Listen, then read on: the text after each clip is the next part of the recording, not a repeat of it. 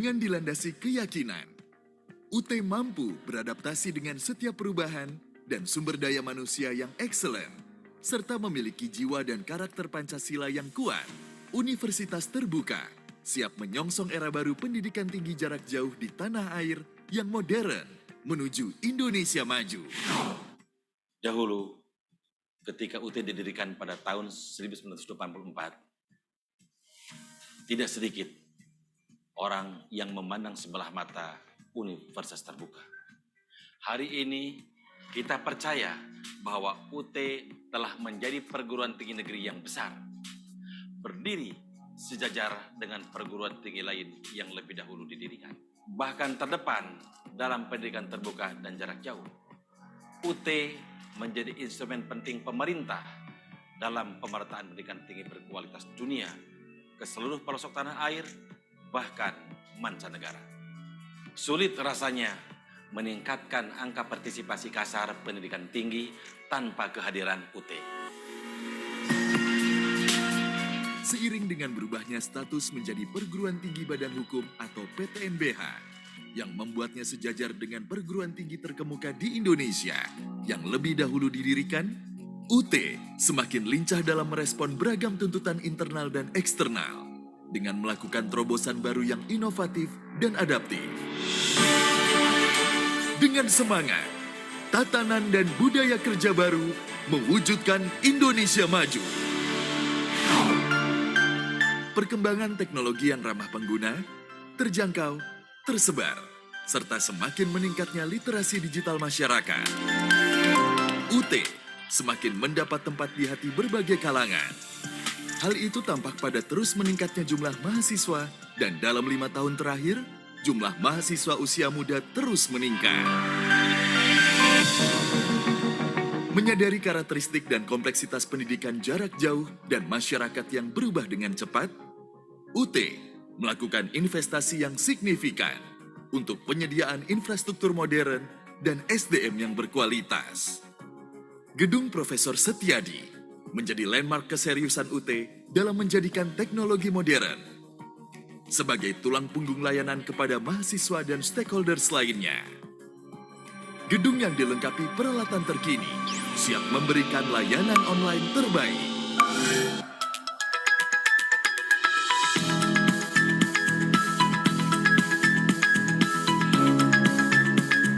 Pada tahun ini, UT meluncurkan aplikasi MyUT yang memudahkan mahasiswa mengakses semua layanan pendidikan dengan menerapkan teknologi Sistem Single Sign-On atau SSO. Dalam mewujudkan akuntabilitas keuangan, UT mengimplementasikan transformasi digital tata kelola keuangan atau yang disebut dengan SIP3, Sistem Informasi Perencanaan, Pelaksanaan, dan Pertanggungjawaban Keuangan. Dengan demikian, setiap kegiatan dapat memaksimalkan value, meningkatkan kinerja dan kontribusi, serta menjaga keberlanjutan UT dengan prinsip transparansi, accountability, independency, responsibility, dan fairness. UT mengembangkan aplikasi sendiri yang diberi nama Smart Procurement Management Information System yang disingkat PROMIS. Aplikasi ini sudah mendapatkan penghargaan dan apresiasi dari sejumlah lembaga pemerintah, termasuk perguruan tinggi negeri yang sudah menggunakannya. Sebagai jantung sebuah perguruan tinggi, fakultas memiliki peran penting dalam memberikan layanan akademik dan terus berpacu meningkatkan kualitas akademik dan inovasi pembelajaran.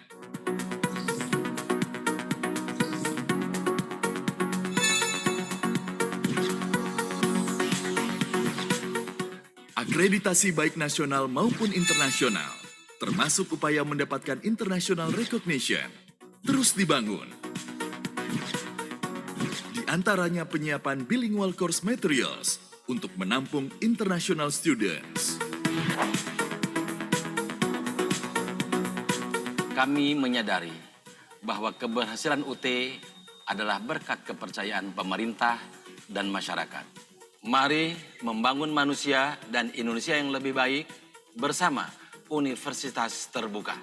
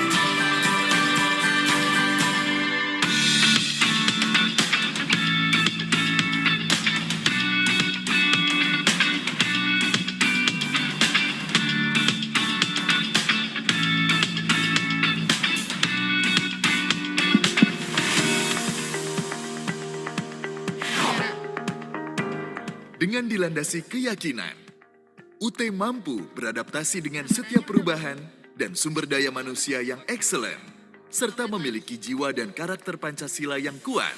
Universitas terbuka, siap menyongsong era baru pendidikan tinggi jarak jauh di tanah air yang modern menuju Indonesia maju. Dahulu, ketika UT didirikan pada tahun 1984, tidak sedikit orang yang memandang sebelah mata universitas terbuka. Hari ini kita percaya bahwa UT telah menjadi perguruan tinggi negeri yang besar, berdiri sejajar dengan perguruan tinggi lain yang lebih dahulu didirikan. Bahkan terdepan dalam pendidikan terbuka dan jarak jauh. UT menjadi instrumen penting pemerintah dalam pemerataan pendidikan tinggi berkualitas dunia ke seluruh pelosok tanah air, bahkan mancanegara. Sulit rasanya meningkatkan angka partisipasi kasar pendidikan tinggi tanpa kehadiran UT. Seiring dengan berubahnya status menjadi perguruan tinggi badan hukum atau PTNBH, yang membuatnya sejajar dengan perguruan tinggi terkemuka di Indonesia yang lebih dahulu didirikan, UT semakin lincah dalam merespon beragam tuntutan internal dan eksternal dengan melakukan terobosan baru yang inovatif dan adaptif. Dengan semangat, tatanan dan budaya kerja baru mewujudkan Indonesia maju. Perkembangan teknologi yang ramah pengguna, terjangkau, tersebar, serta semakin meningkatnya literasi digital masyarakat. UT semakin mendapat tempat di hati berbagai kalangan. Hal itu tampak pada terus meningkatnya jumlah mahasiswa dan dalam 5 tahun terakhir, jumlah mahasiswa usia muda terus meningkat. Menyadari karakteristik dan kompleksitas pendidikan jarak jauh dan masyarakat yang berubah dengan cepat, UT melakukan investasi yang signifikan untuk penyediaan infrastruktur modern dan SDM yang berkualitas. Gedung Profesor Setiadi menjadi landmark keseriusan UT dalam menjadikan teknologi modern sebagai tulang punggung layanan kepada mahasiswa dan stakeholders lainnya. Gedung yang dilengkapi peralatan terkini siap memberikan layanan online terbaik.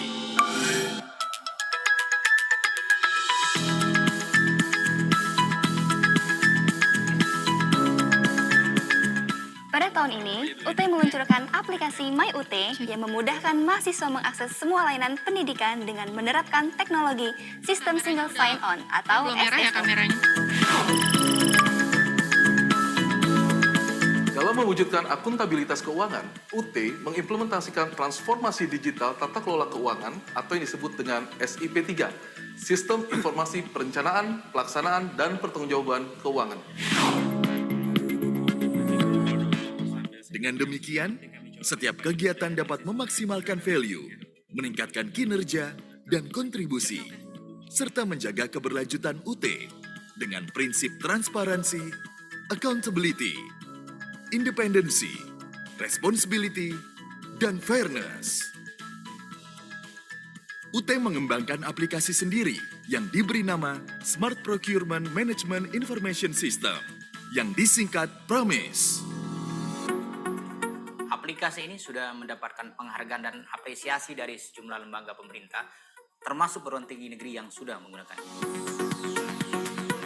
Sebagai jantung sebuah perguruan tinggi, fakultas memiliki peran penting dalam memberikan layanan akademik dan terus berpacu meningkatkan kualitas akademik dan inovasi pembelajaran.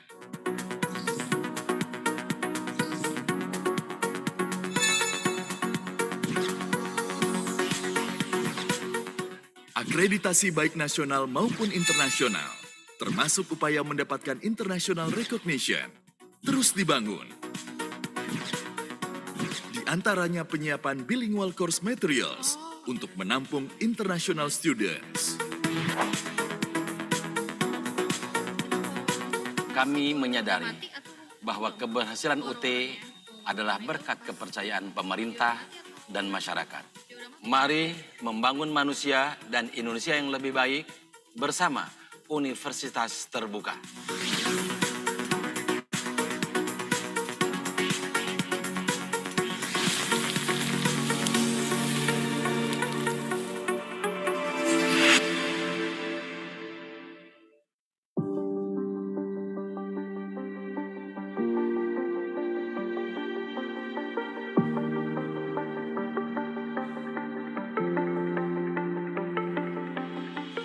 Selamat datang di Universitas Terbuka, perguruan tinggi negeri ke-45 di Indonesia yang diresmikan pada 4 September 1984. Lokasi Universitas Terbuka yang terletak di Pondok Cabe, Tangerang Selatan ini berdiri di atas lahan seluas 16 hektar. Sebagai kantor pusat layanan dan informasi, Universitas Terbuka dibangun dengan mengedepankan konsep profesional, high technology, dengan tetap menjaga lahan terbuka hijau dan suasana asri. Sebagai salah satu fakultas di Universitas Terbuka, Fakultas Keguruan dan Ilmu Pendidikan FKIP UT mempunyai visi, misi, dan tanggung jawab dalam mewujudkan pendidikan untuk meningkatkan profesionalitas dan keterampilan guru melalui sistem pendidikan tinggi terbuka dan jarak jauh. FKIP UT juga ikut mendukung terpenuhinya target kualifikasi sarjana untuk guru. FKIP UT menjadi unggulan dalam menghasilkan pendidik dan tenaga kependidikan yang profesional melalui sistem pendidikan tinggi terbuka dan jarak jauh. Misi FKIP 1. Memperluas akses pendidikan tinggi terbuka dan jarak jauh dalam bidang pendidikan secara nasional, regional, serta internasional. 2. Meningkatkan kualitas sistem penyelenggaraan dan layanan pendidikan, menjawab kebutuhan pendidikan dan tenaga kependidikan profesional. 3. Menghasilkan dan mendiseminasikan temuan kajian keilmuan, teknologi, dan seni bidang pendidikan untuk meningkatkan kualitas pendidik dan tenaga kependidikan serta kelembagaan pendidikan.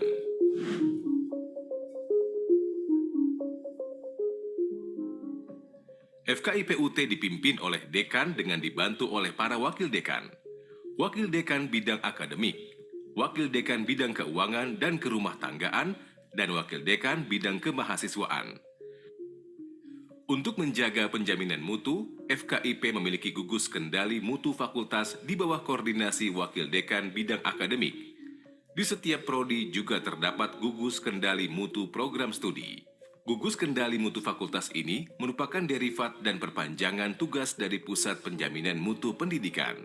Program studi yang dimiliki oleh FKIP antara lain Program Sarjana Strata 1 atau S1, Pendidikan Bahasa dan Sastra Indonesia, Pendidikan Bahasa Inggris, Pendidikan Biologi, Pendidikan Fisika, Pendidikan Kimia, Pendidikan Matematika, Pendidikan Ekonomi, Pendidikan Pancasila dan Kewarganegaraan, Pendidikan Guru Sekolah Dasar atau PGSD, Pendidikan Guru Pendidikan Anak Usia Dini, PG-PAUD, Teknologi Pendidikan. Setiap semester, FKIP menyapa para mahasiswa dengan mengirimkan WhatsApp Blast dan juga mengadakan ngobrol pintar penuh inspirasi yang oleh FKIP diistilahkan dengan ngopi. Pada kegiatan ini, Dekanat menyampaikan program-program besar FKIP pada semester tersebut kepada seluruh mahasiswa baru FKIP. Dilanjutkan juga penyampaian informasi dan diskusi antara Kaprodi, para dosen prodi, dan mahasiswa. FKIP banyak melakukan kerjasama dengan mitra-mitra di dalam dan luar negeri. Sebagai anggota dari Forum Komunikasi FKIP Negeri, FKIP UT menyelenggarakan kegiatan-kegiatan bersama dengan Forkom FKIP Negeri, seperti penandatanganan kerjasama di bidang Tridharma Perguruan Tinggi, pertukaran pelajar, pertukaran dosen, lomba antar mahasiswa. Selain melakukan kerjasama dengan FKIP Negeri di seluruh Indonesia, FKIP UT juga melakukan kerjasama dengan perguruan tinggi lain, sekolah menengah, Dinas Pendidikan Kota atau Kabupaten, Provinsi. FKIP UT juga melakukan kolaborasi riset dengan NTU Taiwan, Utimara, dan lain-lain. Program Sertifikat Bahasa Indonesia untuk Penutur Asing atau BIPA UT adalah program yang dikembangkan oleh UT untuk memberikan layanan pembelajaran bahasa Indonesia bagi orang atau masyarakat asing yang bukan pengguna bahasa Indonesia atau non-native speakers secara online. Tujuan yang diharapkan setelah peserta mengikuti program BIPA UT adalah mereka mampu berkomunikasi dalam bahasa Indonesia, baik ragam formal maupun informal. Sasaran program BIPA UT adalah orang asing yang bukan penutur bahasa Indonesia.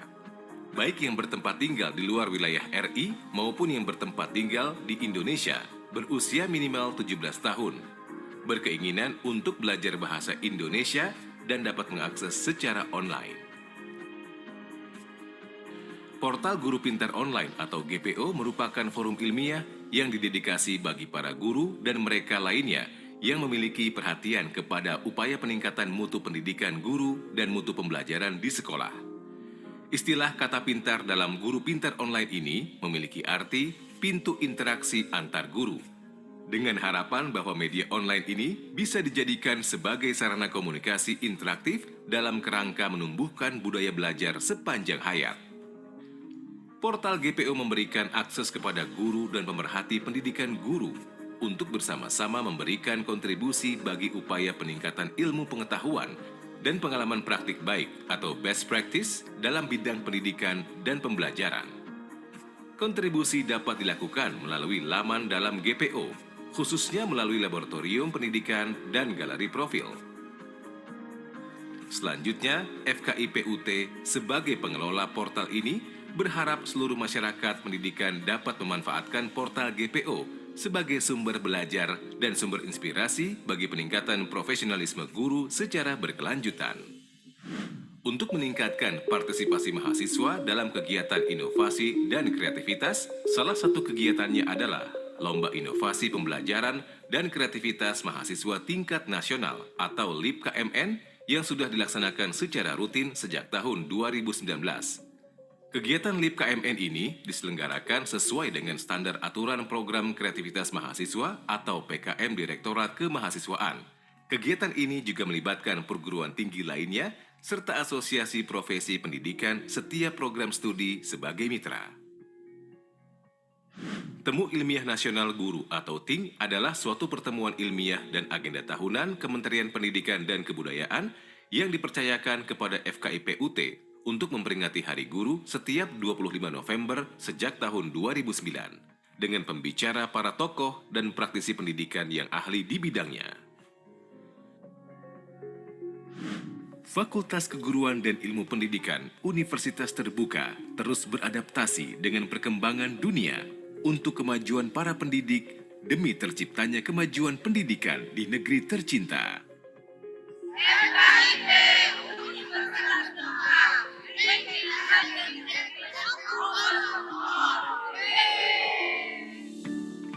Selamat datang di Fakultas Keguruan dan Ilmu Pendidikan atau FKIP Universitas Terbuka.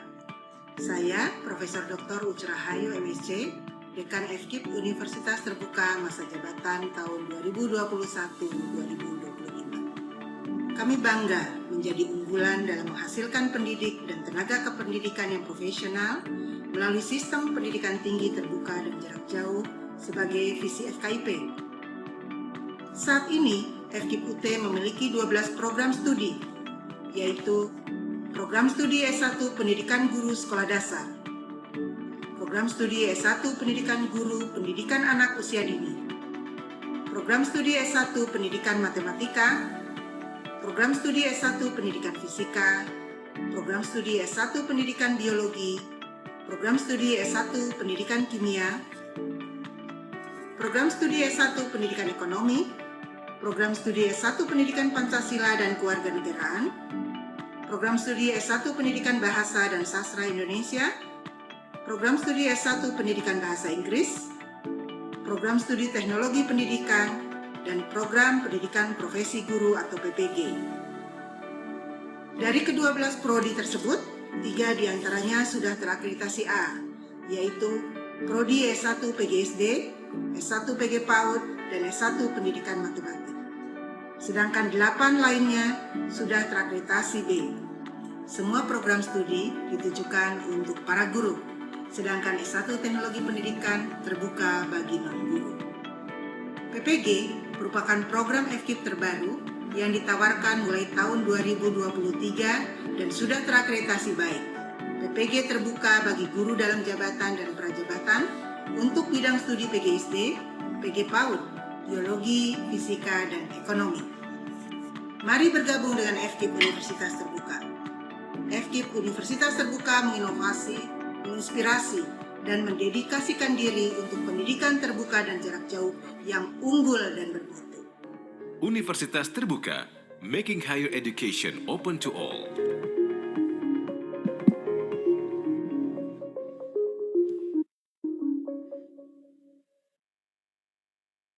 Boleh saya minta tepuk tangannya Bapak Ibu sekalian? Baik, wah hari ini sangat seru ya Mbak Ami ya. Sangat meriah juga nanti Sangat akan meriah, seger-seger. acaranya. Ini memang di-matchingin baju dan kerudungnya dengan taplaknya mungkin? Benar. Saking sign-nya ya, saking kompaknya FKIP UT. Bapak Ibu semua selamat pagi, kita akan sebentar lagi mulai acaranya. Tapi sebelum mulai acara seperti biasa Mbak Ami. Kita sapa-sapa dulu. Pengen sapa dan kita pengen lihat excitement-nya seluruh peserta dari acara pada hari ini yang sudah hadir bersama kita di Zoom. Boleh saya lihat galerinya. Sudah ada Bapak Ibu yang sudah on cam, yang belum on cam boleh dong on cam supaya kita bisa lihat Silakan wajah nyalakan kameranya. cantik dan gantengnya. Selamat pagi. Selamat pagi para peserta di Zoom. Ada Ibu Laili Rosdiana, selamat pagi Ibu Laili. Ada Ibu Laili, Suryaningsih Tanjung. Ada Ibu Eva, ada Mas Mujadi. Ada lagi yang belum on cam mungkin? Diharapkan juga memakai virtual background ya Kak Betul Bijak ya. sekali, Biar supaya kompak seragam ya. biar kompak. Dan kalau misal belum on cam, monggo silakan on cam supaya kita bisa lihat dan kita bisa share excitement-nya. Wah udah banyak banget semuanya excited kelihatannya Bapak Ibu guru, Bapak Ibu mahasiswa dari seluruh Indonesia. Sekarang saya mau nanya nih, boleh ketik di kolom chat ya. Kira-kira ini Bapak Ibu dari daerah mana aja? Kalau kami semua orang asli Pondok Cabe ya di sini. Iya. Suku Semoga ada dari khas 5 Pondok Cabe. pulau besar di Indonesia ya Kak Bijak. Betul sekali, boleh di chat Bapak Ibu semua, aku pengen tahu dari mana aja daerah-daerahnya. Tangerang mah nggak usah di Zoom lah. sini aja Medan lah. hadir. Makassar, Bogor, Pemalang, Medan, Horas, Bengkulu, Lampung, Mana lagi Mbak? Purwokerto, Sumedang. Oh ada Sukabumi juga. Palembang. Selamat pagi. Sorong, wow. Maluku Utara Kak Bijak. Kalimantan Timur, kalau di Sorong sudah siang ya?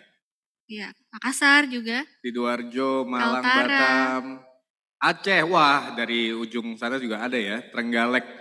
Ada yang dari UT luar negeri mungkin yang ikut kegiatan pada hari ini? Riau, Denpasar, Banyuwangi, Ada dari Ambon. PPG Prajabatan UT Bogor hadir. Oke Ibu Siti Zahra. Siap, suaranya tidak terdengar. Suaranya tidak terdengar. Semoga bisa di fix secepatnya. UT UT luar luar negeri. negeri Kinabalu Malaysia, wow. UT Bandung, Lamongan, Kebumen. UT Bandung hadir, siap Ibu Tina Rosita. Di Jayapura Kak Bijak Jayapura. juga hadir. Halo Jayapura. Serang, Banten, ada lagi mungkin yang jauh-jauh boleh? UT Malang.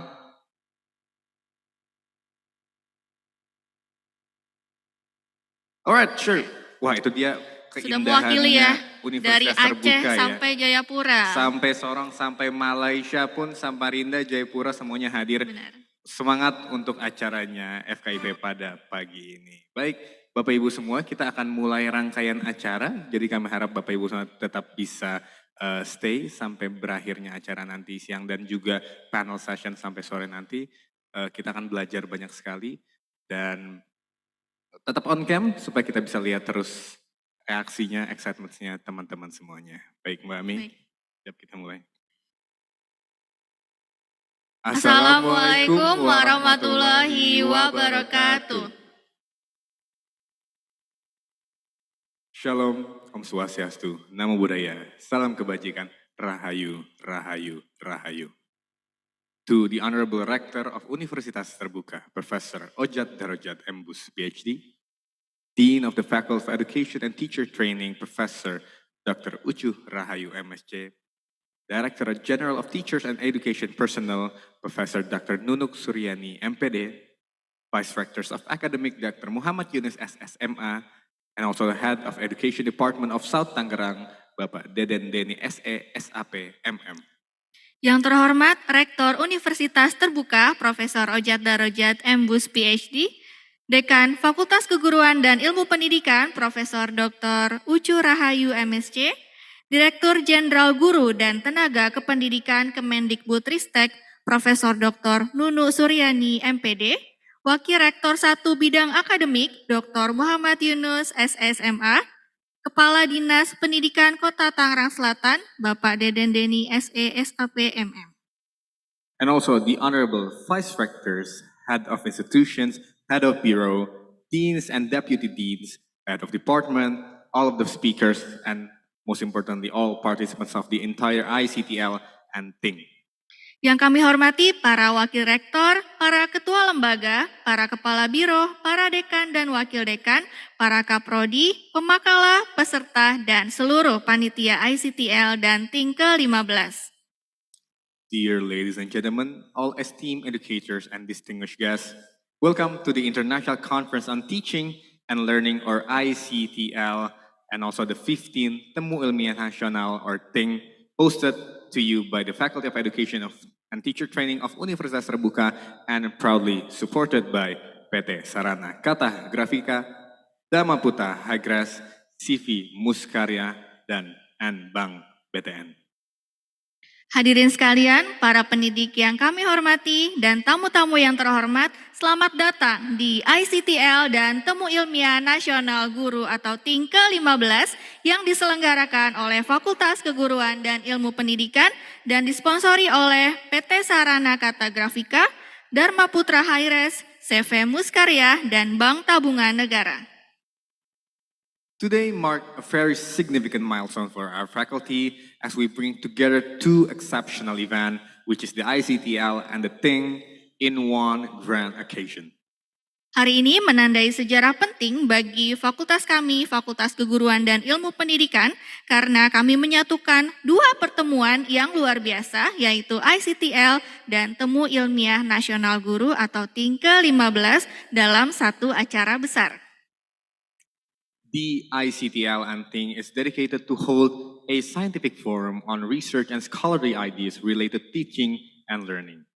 The conference provided a platform for researchers, innovators, educationers, and also practitioners to share their original perspective, their research finding, their innovative pedagogical approaches and theoretical perspective, and also critical analysis related to teachings and training.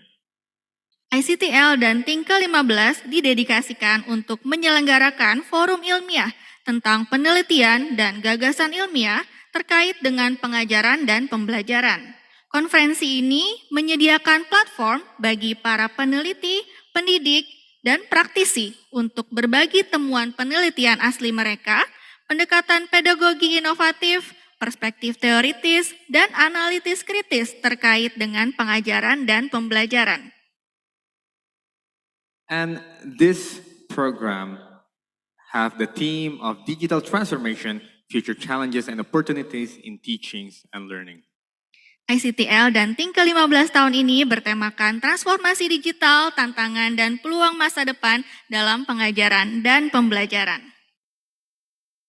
Therefore, dear ladies and gentlemen, to start our beautiful occasion today, let us together sing the national anthem of Indonesia, Indonesia Raya, followed by the Universitas Terbuka hymn. Hadirin yang kami hormati, untuk mengawali acara pada pagi hari ini, marilah kita bersama-sama menyanyikan lagu kebangsaan Indonesia Raya, dilanjutkan dengan himne Universitas Terbuka.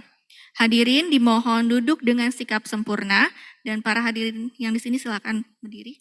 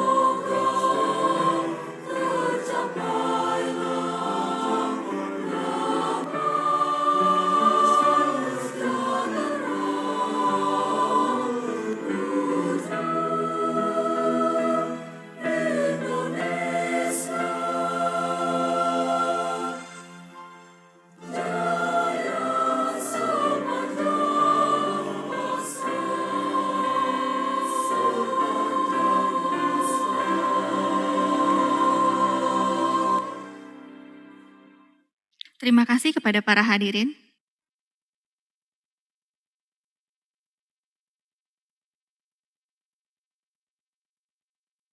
Following on, we will now listen to the report from the chairman of the committee for the first ICTL and the fifth TING of Universitas Terbuka. Selanjutnya akan kita ikuti bersama laporan Ketua Panitia ICTL dan Temu Ilmiah Nasional Guru atau TING ke-15 Universitas Terbuka tahun 2023. Kepada Dr. Andi Sapta, dengan hormat kami silakan. Thank you. Assalamualaikum warahmatullahi wabarakatuh. Distinguished keynote speaker, Profesor Dr. Nunuk Suryani M.Pd, Director General of Teacher and Education Personnel, Ministry of Director Culture, Research and Technology, Indonesia. Professor David Kaufman from Simon Fraser University, Canada, CEO, Online Lifelong Learning Institute, Vancouver. Dr. Wesley Teter, Senior Consultant of Education, Innovation and Skill Development, UNESCO, Bangkok, Thailand. Dr. Randep Sudan, Digital Career Platform Specialist, Asian Development Bank, Singapore.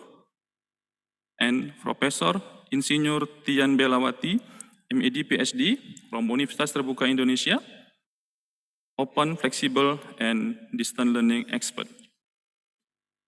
Honorable Professor Ojat Darajat Embus, PhD, Rektor Universitas Terbuka, Dr. Muhammad Yunus, SSMA, Vice Rector for Academic Affairs, Professor Dr. Ali Muktianto, SAMSE, Vice Rector for Finance, Research and General Affairs, Professor Paken Pandiangan, SSE, MSE, Vice Rector for Information System and Student Affairs, Rahmat Budiman, SSM Hum, PhD, Vice Rector for Research, Innovation, Cooperation and Business, Dean of Faculty of Education and Teacher Training, Professor Uchurayu, MSc, and Vice Dean.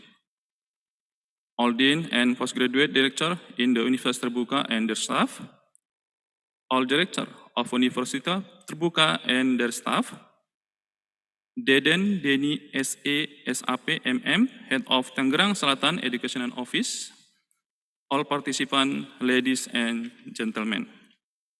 International Conference on Teaching and Learning and Temu Ilmiah Nasional Guru will be an available platform for education and action for ideas, where we will hear brilliant view from prominent speakers who will share their knowledge and insight.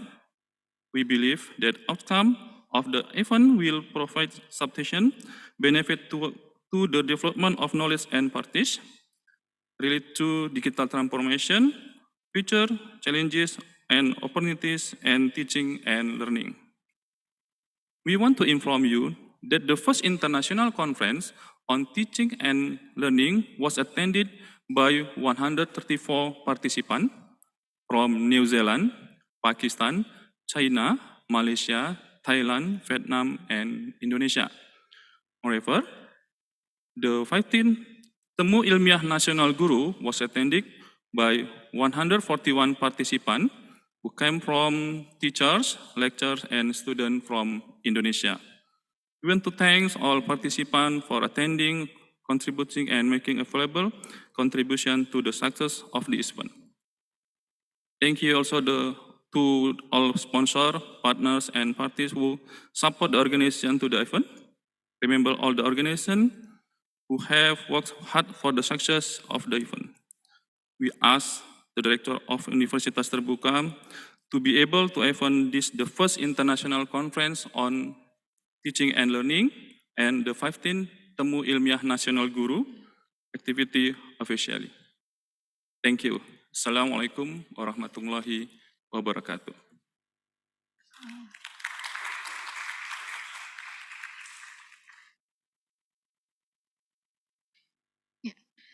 Terima kasih kami ucapkan kepada Bapak Andi Sapta atas laporannya.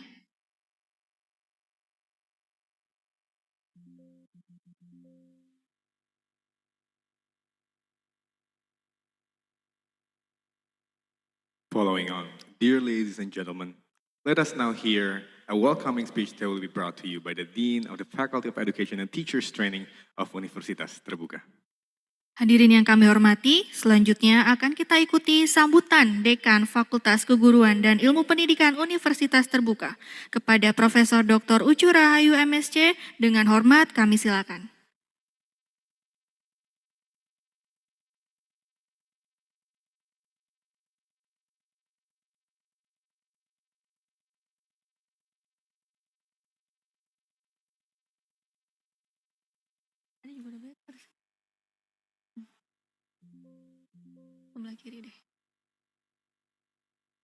Bismillahirrahmanirrahim. Assalamualaikum warahmatullahi wabarakatuh. Good morning. Om Swastiastu, Namo Buddhaya, Salam Kebajikan, Rahayu. Distinguished keynote speaker and panelists, Profesor Dr. Nunuk Suryani M.Pd, Director General of Teachers and Education Personnel, Ministry of Education, Culture, Research, and Technology, Indonesia. Profesor Dr. David Kaufman, CEO of Online Lifelong Learning Institute, Vancouver, Canada. Dr. Wesley Teter, Senior Consultant for Educational Innovation and Skills Development, UNESCO, Bangkok, Thailand. Dr. Randip Sudan, Specialist of Career Digital Platform of the Asian Development Bank, Singapore. And Professor Insinyur Tian Belawati, M.Ed, Ph.D., Open and Flexible Distance Learning Expert of Universitas Terbuka. The Honorable Rector of Universitas Terbuka, Professor Ojat Darajat Embus, Ph.D., Vice Rector for Academic Affairs, Bapak Dr. Muhammad Yunus, SSI, M.Pd, M.A., and all Vice Rectors. Respected colleagues, Deans of Faculties and Director of Graduate School, Vice Deans of Faculty of Education and Teacher Training, Directors of UT Regional Offices, the Head of Tangerang Selatan, Bapak Deden Deni, SA, SEP, MM, Education, the Head of Study Program in the Faculty of Education and Teacher Training, the General Chair of the First of International Conference on Teaching and Learning, and the 15th National Scientific Teachers Seminar, Dr. Andi Sapta, the Chair of the First of International Conference on Teaching and Learning, Dr. Bahtiar, the 15th National Scientific Teachers Seminar, Dr. Ari Purwantiningsih, the finalists of National Student Learning Innovation and Creativity Competition, or LIPKMN, lecturers of Universitas Terbuka, teachers from all around Indonesia, all presenters and participants. Ladies and gentlemen, first, let me express my deepest gratitude and a warm welcome to the keynote speaker, panelists, and also moderators who have been willing to get involved in this valuable event, working hard during the last few weeks to prepare the materials and enable the conference to be held successfully. Ladies and gentlemen, it is a great pleasure to welcome you to the 15th National Scientific Teachers Seminar, or known as TING 15th, and the first International Conference on Teaching and Learning, or ICTL 2023, organized by Faculty of Teacher Training and Education. This seminar is being held in celebration of Teachers' Day and is also part of the series of events for UT's 39th anniversary. During this seminar, the winner of the 2023 National Student Learning Innovation and Creativity Competition, or known as LIPKMN, will be announced, consisting of 15 creative competition categories related to education. Additionally, there will be a book launch featuring two titles. First, Nyala Daya Juang Guru Bangsa, Kisah Inspiratif Perjuangan Mahasiswa FKIP, and second, Experiential Learning in Action, Inovasi Pembelajaran Guru Mahasiswa FKIP Universitas Terbuka. Respected colleagues and guests, this year, The conference theme is Digital Transformation, Future Challenges and Opportunities in Teaching and Learning, with the special feature on integrating technology in teaching for better learning achievement.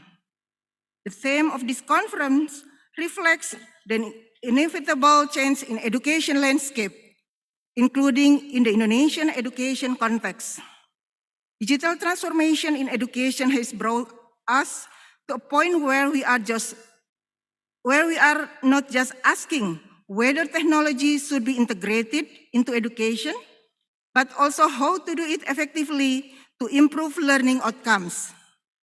Digital transformation presents us with serious challenges, such as ensuring equitable access to technology nationwide, addressing issues of privacy and data security, and enhancing the qualification of educators to effectively utilize technology in the teaching and learning process. However, along with these challenges, we have incredible opportunities to enhance education, especially in Indonesia. Technology can be a highly effective tool to make learning more engaging, more personalized, and more motivating. In the context of education in Indonesia, where cultural and geographical diversity presents its own challenges, technology can be a bridge that connects different regions and provides access to quality education for all students regardless of their location. We hope that you find the keynote presentation, plenary panels, and paper presentation interesting and illuminating. We encourage you to participate in the discussion and take advantage the many benefits that the conference offers and opportunities to connect to new colleagues. I do hope you can share your experiences, learn from your peers, and together we'll seek solutions to address challenges and seize opportunities.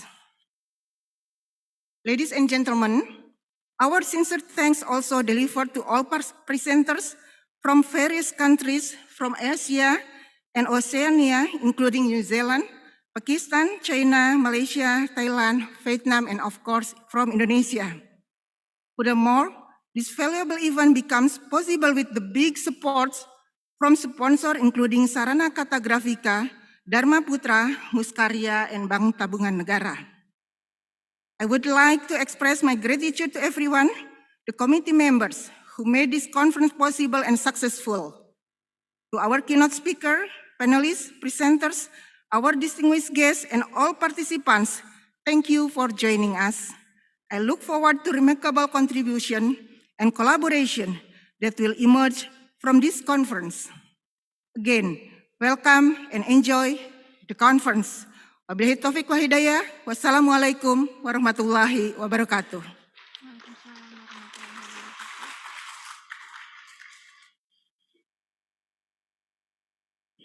Thank you so much, Professor Uju, for such a heartwarming welcoming speech.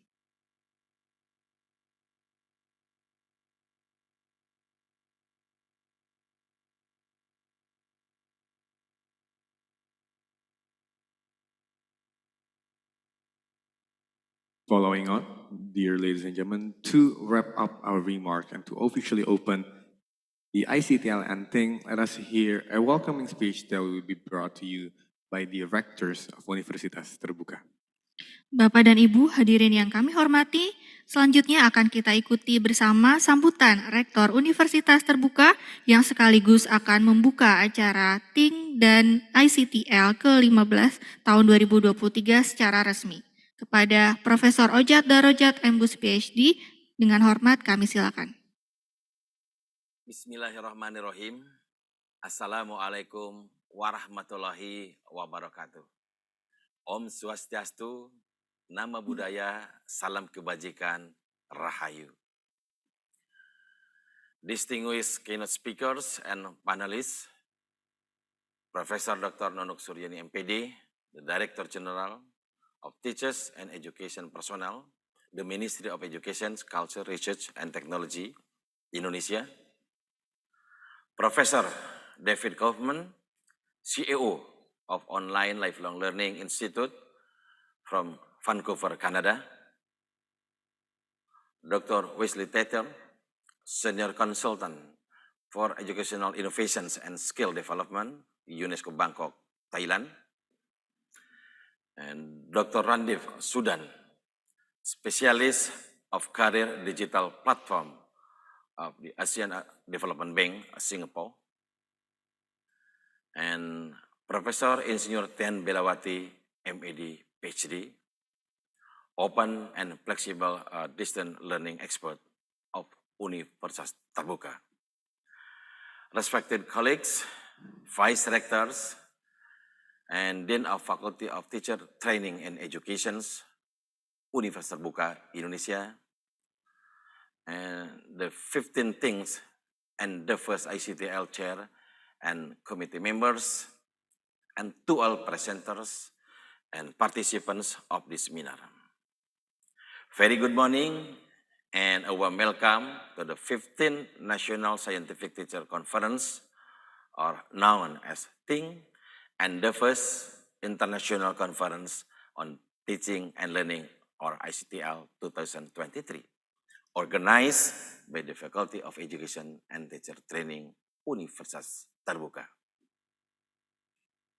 It is an honor for me, as the Rector of Universitas Terbuka, to welcome you all to this scientific gathering of educational scientists and practitioners, lecturers, teachers, students, and all participants, both attending on-site and online.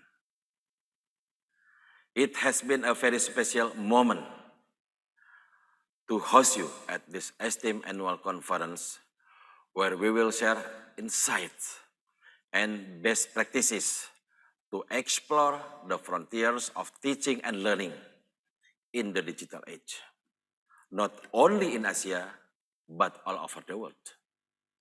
Therefore, the theme of this conference, Digital Transformations, Future Challenges and Opportunities in Teaching and Learning, reflects the overarching reality that technology is no longer just an adjunct to education. It is at the very core of how we teach and how our student learns. As educators, we must continuously adapt, innovate, and respond to the changing dynamics of our digital world. As we embark on this groundbreaking journey, it is abundantly clear that we are at a pivotal moment in the history of education.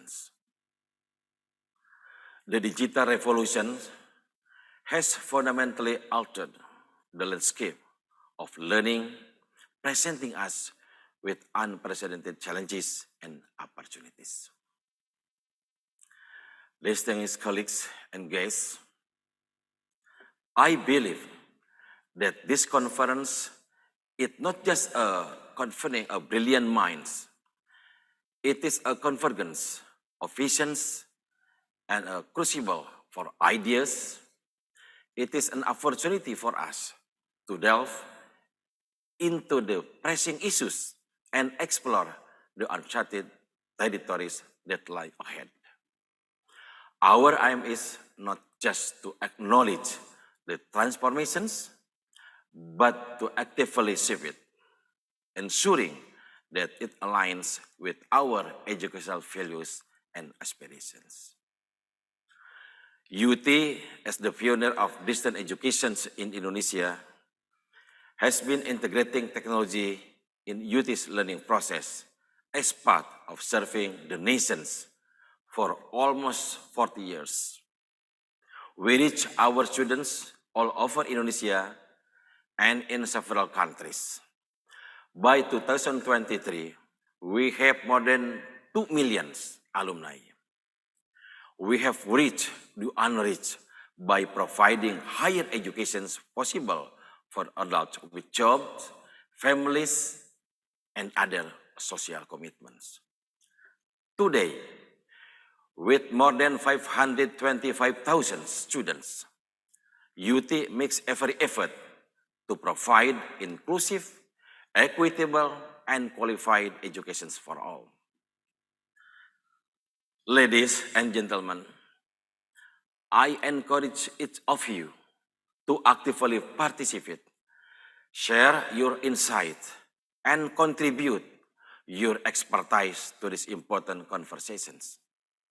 Together, we can chart a learning that embraces the opportunities presented by digital transformation while addressing the challenges that it brings. As we embark on these 15 things and the first ICTL, I have no doubt that the knowledge and aspiration we gain here will resonate far beyond these walls, influencing educational practices around the world. Finally, my gratitude extends to the Faculty of Education and Teacher Training, the committees, TINGs, and ICTL for their high effort in organizing this event. To all the invited keynote speakers, panelists, presenters, participants, and guests, I strongly believe that this conference is not just an assembly of like-minded individuals. It is a convergence of ideas, innovation, and determinations. It is an opportunity for us to engage in meaningful conversations, share best practices, and explore the cutting-edge technologies that are revolutionizing education across the globe. I also believe this forum will give you a memorable academic experience, provide plenty of opportunities for academic publications, and develop a new network for collaborative research. We wish all of us a very pleasant and wonderful conference. Thank you. Wassalamualaikum warahmatullahi wabarakatuh.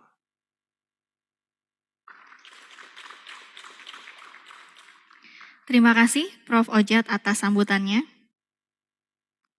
Following on, dear ladies and gentlemen, to have blessing for our event today, let us bow our head together and pray.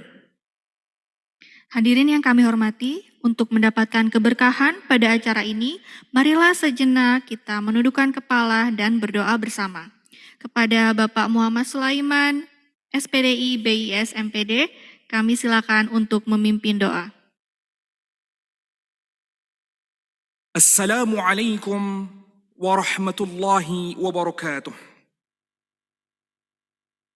Izinkanlah kami memimpin doa ini dengan cara berdoa dalam agama Islam. Dan bagi umat agama lain, disilakan untuk menggunakan cara berdoa sesuai dengan keyakinannya masing-masing. Bismillahirrahmanirrahim. Alhamdulillahi Rabbil Alamin. Ya Allah, Tuhan Maha Pemberi, anugerahi kami kejujuran dan kerendahan hati. Segala puji serta syukur kami panjatkan kehadirat-Mu atas segala kenikmatan yang telah Engkau berikan. Ya Allah, Ya Rahman, Ya Rahim, pada saat berbahagia dan khidmat ini, kami berhimpun dalam mengikuti acara The First International Conference on Teaching and Learning dan Temu Ilmiah Nasional Guru ke-15, FKIP, Universitas Terbuka, dengan tema Digital Transformation, Future Challenges and Opportunities in Teaching and Learning. Berdoa dan berserah diri kepadamu ya Allah. Anugerahi kami untuk selalu menghargai. Anugerahi kami kemampuan untuk selalu berbakti. Anugerahi kami untuk senantiasa pandai mengapresiasi. Ya Allah, Tuhan yang melukis takdir di atas lembaran misteri, jangan biarkan kami menjadi manusia yang tak tahu diri, malas dalam bekerja, dan enggan meningkatkan kualitas diri. Ya Allah, Tuhan yang diagungkan dalam setiap helai nafas kehidupan, jadikan kami pendidik yang siap bertransformasi, menghadapi tantangan untuk masa depan, unggul dan menjadi yang terdepan dalam pembelajaran dan pengajaran. Wahai Tuhan yang Maha Mengetahui, jadikan kami menjadi pendidik yang berbakti, meninggikan kompetensi untuk kebanggaan negeri. Wahai Tuhan Maha Cinta, jadikan kami menumbuhkan cinta pada apa yang kami pinta. Lebarkanlah sabar dalam menghadapi siswa agar pembelajaran semakin bermakna. Ya Allah, Tuhan yang Maha Pengampun, ampunilah segala dosa dan kesalahan kami, para orang tua kami, para pendahulu kami, dan para pemimpin kami. Sungguh, ampunan-Mu jauh lebih besar dari apapun yang ada di bawah kolong langit-Mu. Wahai cahaya, maha cahaya, terangi kami menuju jalan cahaya, menuju Indonesia, maju nan sentosa. Rabbana atina fid dunya hasanah, wa fil akhirati hasanah, wa qina adzaban nar. Walhamdulillahi rabbil alamin. Wassalamu alaikum warahmatullahi wabarakatuh.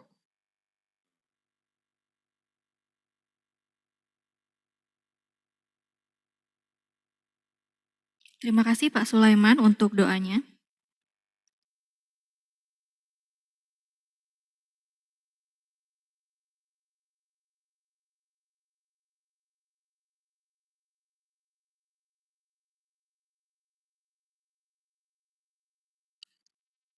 Dear ladies and gentlemen, to excite and to rise the energy of our wonderful events today, let us enjoy a special performance from the Manise Angklung team of Universitas Terbuka that is directly led by the Professor Insinyur Tian Belawati, and they will perform two songs, which is the Hymne Guru and It's My Life. Hadirin yang kami hormati, untuk memeriahkan acara hari ini, mari kita nikmati penampilan istimewa dari tim Angklung Manise UT yang diinisiasi dan dipimpin oleh Profesor Insinyur Tian Belawati. Tim Angklung Manise UT akan membawakan dua lagu, yang pertama adalah Hymne Guru dan It's My Life. Selamat menikmati.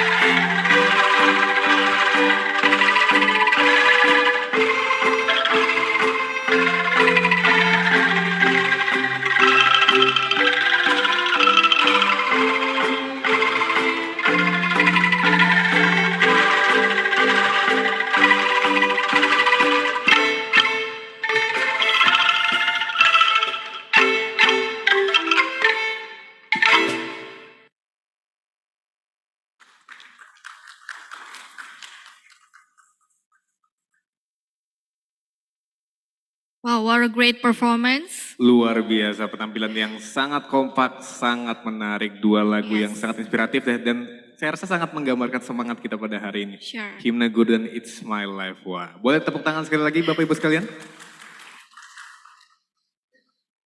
Baik. Moving on to the next agenda, we will take part in a keynote speaker session by Professor Dr. Nunuk Suryani, M.Pd, Director General of Teachers and Education Personnel, Ministry of Education, Culture, Research, and Technology.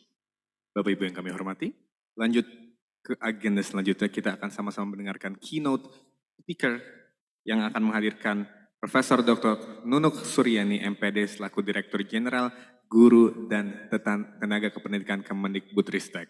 Profesor Nunuk memperoleh gelar dokter dari Universitas Negeri Jakarta dengan bidang teknologi pendidikan pada tahun 2003 dan saat ini dipercaya menjadi Direktur Jenderal Guru dan Tenaga Kependidikan. Kepada Profesor Nunuk, waktu dan tempat kami persilakan. Assalamualaikum warahmatullahi wabarakatuh. Shalom, Om Swastiastu, Namo Buddhaya, Salam Kebajikan, Rahayu. Yang saya hormati Profesor Ojat Darojat, PhD, Rektor Universitas Terbuka, Profesor Rahayu, Dekan FKIP Universitas Terbuka, Profesor David Kaufman, Simon Fraser University, Kanada, Dr. Randip Sudan, Digital Career Platform Specialist, ADB Singapore, Dr. Wesley Teter, Senior Consultant for Educational Innovation and Skill Development, UNESCO, Bangkok, para mahasiswa, guru, dosen, praktisi pendidikan, dan seluruh peserta konferensi. Ibu dan Bapak yang saya hormati, puji syukur kita ucapkan kepada Tuhan Yang Maha Esa yang telah memberikan kita kesempatan untuk mengikuti kegiatan Temu Ilmiah Nasional Guru yang diselenggarakan oleh Fakultas Keguruan dan Ilmu Pendidikan Universitas Terbuka untuk memperingati Hari Guru Nasional.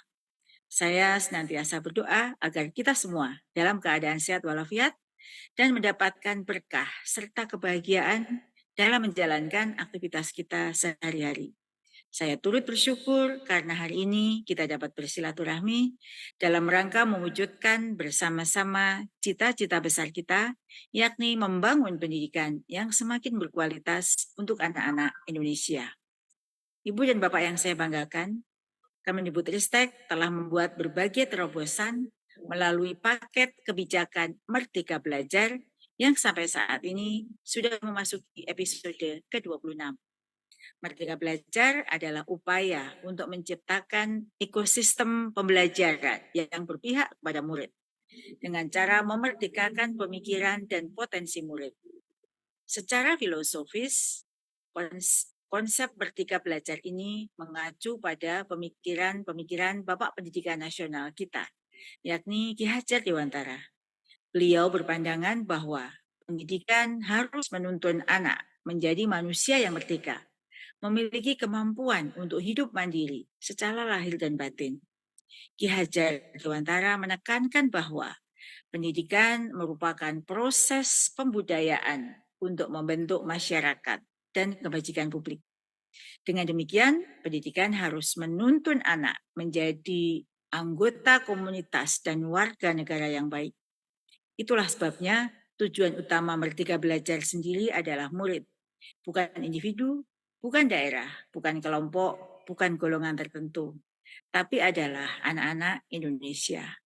Dengan kebijakan Merdeka Belajar ini, pemerintah tidak hanya memikirkan kemajuan pendidikan pada saat sekarang, tetapi juga untuk masa mendatang. Anak-anak Indonesia hari ini adalah penentu arah bangsa ini di kemudian hari. Dan kita berikan pendidikan yang layak bagi mereka melalui Merdeka Belajar. Ibu dan Bapak yang saya banggakan, Kementerian Pendidikan, Kebudayaan, Riset, dan Teknologi, dalam hal ini Direktorat Jenderal Guru dan Tenaga Kependidikan, melalui paket kebijakan Merdeka Belajar telah memastikan kesempatan yang adil bagi guru untuk menjadi pemimpin pembelajaran melalui ekosistem yang berdaya dan saling menguatkan. Upaya memastikan hal tersebut kami lakukan melalui 3 visi utama. Yang pertama, kami ingin profesi guru menjadi lebih bermanfaat, terhormat, dan membanggakan. Melalui program rekrutmen ASN P3K, program PPK Prajabatan, Tata Kelola GTK, dan PGP Daerah Khusus, dan PGP Intensif. Saat ini, lebih dari 500.000 guru honorer telah menjadi guru ASN P3K dan lebih dari 210.000 guru mendapat sertifikat pendidik melalui PPK dalam jabatan. Selain itu, juga terdapat 15.000 lebih mahasiswa PPK Prajabatan. Program PPK Prajabatan ini telah menghasilkan guru generasi muda yang profesional untuk memenuhi kebutuhan guru di setiap satuan pendidikan agar pembelajaran berjalan dengan baik. Pendidikan profesi guru prajabatan membekali keterampilan dan memperkuat kompetensi calon guru dengan mengikuti rangkaian program pendidikan profesi guru selama 12 bulan yang terdiri dari perkuliahan, praktek kerja lapangan, proyek kepemimpinan, dan pendampingan sehingga lulusan PPK Prajabatan siap mendampingi peserta didik serta menjadi teladan dalam menjalankan proses pembelajaran yang berpusat pada peserta didik. Untuk itu, program PPK Prajabatan merupakan kesempatan bagi generasi muda untuk mewujudkan panggilan jiwanya sebagai guru profesional. Selanjutnya, visi kedua, kami ingin menjadikan guru sebagai pemimpin pembelajaran dan sebagai agen transformasi pendidikan melalui program guru penggerak. Saat ini telah ada lebih kurang 50.000 guru penggerak dari angkatan 1 sampai angkatan 7. Ini belum termasuk lebih dari 43.000 calon guru penggerak angkatan 8 dan 9 yang masih dalam proses pendidikan. Di antara guru penggerak dan pengawas sekolah. Selain itu, tidak sedikit dari guru penggerak yang telah lulus formasi seleksi ASN P3K guru.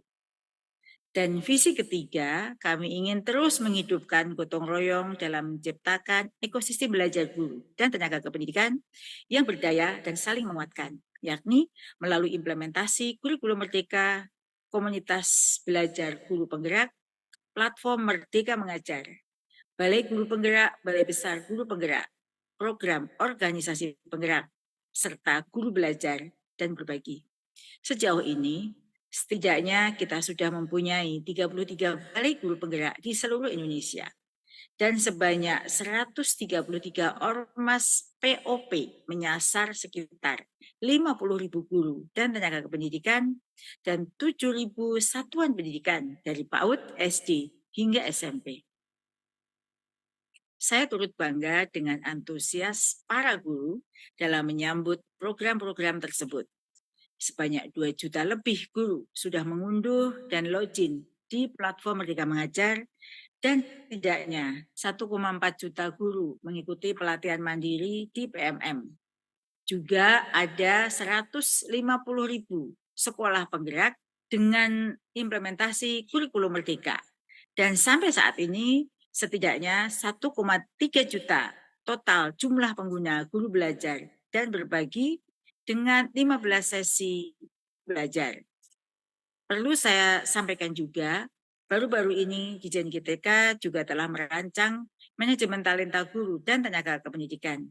Ini adalah sistem manajemen karir guru yang meliputi tahapan akuisisi atau rekrutmen, pengembangan, retensi, dan penempatan talenta yang diprioritaskan untuk menduduki posisi tertentu berdasarkan kompetensi, potensial, dan kinerja tertinggi melalui mekanisme yang dilaksanakan secara efektif dan berkelanjutan untuk memenuhi kebutuhan di sekolah satuan pendidikan secara nasional. Sistem tersebut merupakan sistem tata kelola yang terpadu dari tahap prajabatan dan dalam jabatan melalui identifikasi dan pengembangan kompetensi, kinerja, dan karir guru demi terciptanya ajaran yang berkualitas. Manajemen talenta memberikan ruang pada akselerasi kepemimpinan sekolah berdasarkan kualitas dan kompetensi yang terukur dan terarah. Bapak Ibu yang saya banggakan, segala upaya yang telah dilakukan Kemendikbudristek melalui kebijakan Merdeka Belajar dalam beberapa tahun belakangan telah menunjukkan capaian-capaian yang memuaskan, bahkan mengejutkan. Semua capaian-capaian itu salah satunya kami sampaikan melalui cerita praktik baik yang dapat disimak di halaman resmi Kemendikbudristek, baik dalam bentuk tulisan, video dokumentasi, ataupun sesi berbagi antar guru. Semua yang sudah tercapai itu hanyalah bagian proses yang lebih panjang. Kami percaya bahwa ikhtiar masih pendidikan di Indonesia adalah perjuangan tanpa henti dan tak boleh berhenti. Karena kita harus belajar seumur hidup, maka perjuangan untuk memperbaiki pembelajaran pun mesti dilakukan seumur hidup. Mari kita berkolaborasi, bekerja sama, dan bergotong royong untuk memberikan pendidikan yang layak anak-anak Indonesia. Mari belayar ke Pulau Tembikar, perahu dikayuh hingga melaju. Mari kita wujudkan cita-cita Merdeka Belajar untuk pendidikan Indonesia yang lebih maju. Sekian, terima kasih. Assalamualaikum warahmatullahi wabarakatuh. Shalom, Om Santi Santi Santi Om. Rahayu. Waalaikumsalam warahmatullahi wabarakatuh. Terima kasih banyak Profesor Nunuk atas keynote speech-nya yang sangat luar biasa. Kita belajar sangat banyak. Selanjutnya. Alright, ladies and gentlemen, the next event is the handing over of certificates to the keynote speaker, which will be given by the Dean of Faculty of Education and Teacher Training. We kindly ask Profesor Dr. Ucu Rahayu MSc to give the certificate. Hadirin, acara selanjutnya adalah penyerahan sertifikat kepada keynote speakers yang akan diberikan oleh Dekan FKIP UT. Untuk itu kami mohon berkenan Profesor Dr. Ucu Rahayu MSc untuk maju ke podium untuk memberikan sertifikat.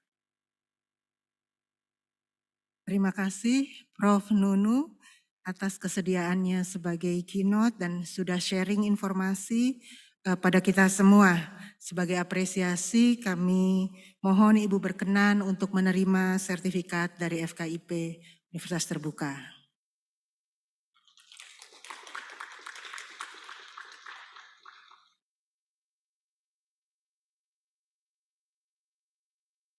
Baik, terima kasih banyak Profesor Ucu.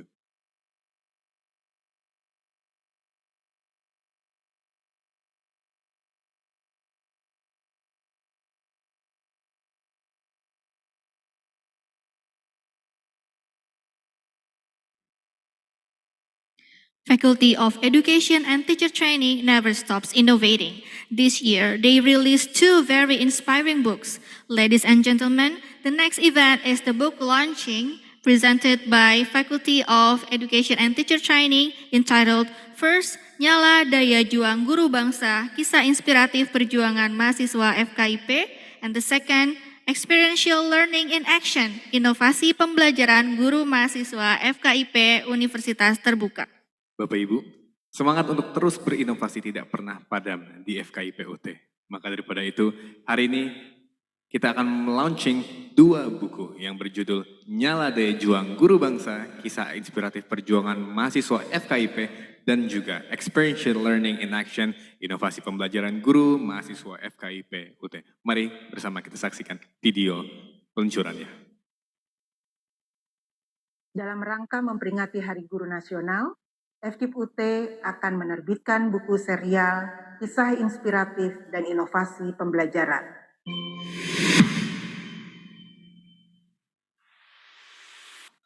Tahun 2023 ini, FKIP meluncurkan 2 buku, yaitu buku Nyala Daya Juang Para Guru Bangsa, merupakan kisah inspiratif mahasiswa FKIP, dan Experiential Learning Action, Inovasi Pembelajaran Guru Mahasiswa FKIP Universitas Terbuka. Buku ini merupakan karya-karya dosen FKIP UT yang digali melalui proses wawancara dengan para mahasiswa dan alumni. Buku yang pertama, Nyala Daya Juang Para Guru Bangsa, Kisah Inspiratif Mahasiswa FKIP UT.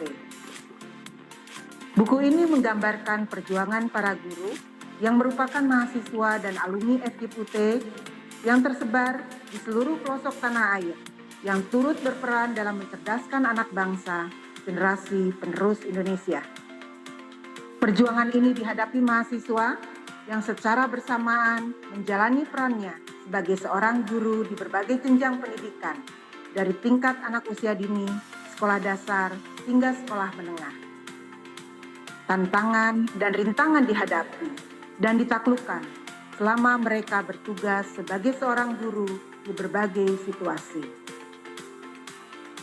Buku kedua, Experiential Learning in Action, Inovasi Pembelajaran Guru FKIP Universitas Terbuka.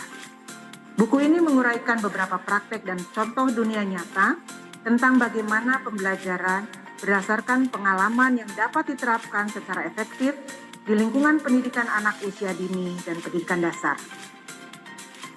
Praktek yang mengeksplorasi manfaat menggunakan alam, seni, sains, dan pengalaman dunia nyata untuk melibatkan dan menginspirasi anak-anak, menumbuhkan rasa kagum dan pertumbuhan intelektual mereka. Dengan bimbingan guru yang berdedikasi, kita akan menyaksikan kekuatan transformatif dari pengalaman belajar seperti yang terungkap di kelas.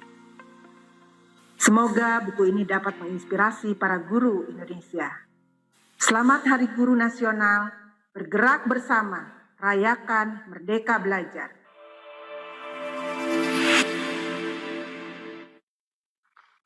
How inspiring, yeah. It's a great contribution Betul sekali, dan towards semoga education. ini bisa menyampaikan cerita-cerita yang sangat inspiratif dari seluruh mahasiswa FKIP UT dimanapun berada. Yes, correct. All right, ladies and gentlemen, moving on to the next agenda. This session is the most anticipated session in today's occasion and have been published in the flyer. So we will take part in a plenary session featuring 4 extraordinary speakers. Hadirin yang berbahagia, kita akan melanjutkan ke agenda selanjutnya, yaitu salah satu agenda yang paling ditunggu-tunggu dan paling diantisipate oleh teman-teman semuanya, yaitu plenary session dengan 4 speakers bertaraf internasional pastinya. This event will be hosted by Mr. Fauzi Rahman Kosasi as M.Pd. Tapi kita tidak akan sendiri, karena sudah ada rekan kami yang luar biasa. Sesi ini akan dimoderatori oleh Bapak Fauzi Rahman Kosasi SS M.Pd. Bapak Fauzi memulai karirnya sebagai dosen dari jurusan English Literature atau sastra Inggris dan sekarang menjabat sebagai Kepala Subdirektorat International Relation and Partnership dan Protokol dari Universitas Terbuka. Mr. Fauzi, are you here with us today? Yeah, I'm here with you. Are you doing great? Sure, I'm ready. All right, sure. The time and stage is all yours. Have fun, Mr. Fauzi. Well, thank you very much, Mas Bijak and Mbak Ami.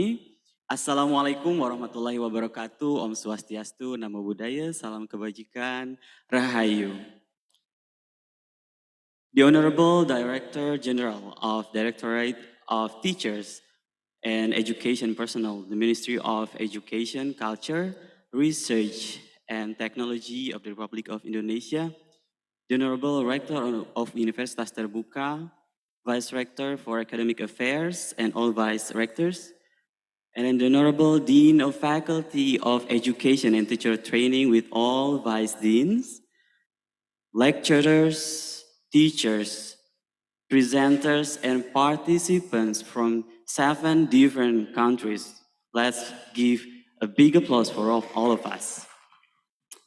Wow, it's a great success that we invite and we have 7 different countries joining this first international conference on teaching and learning along with Temu Ilmiah Nasional Guru.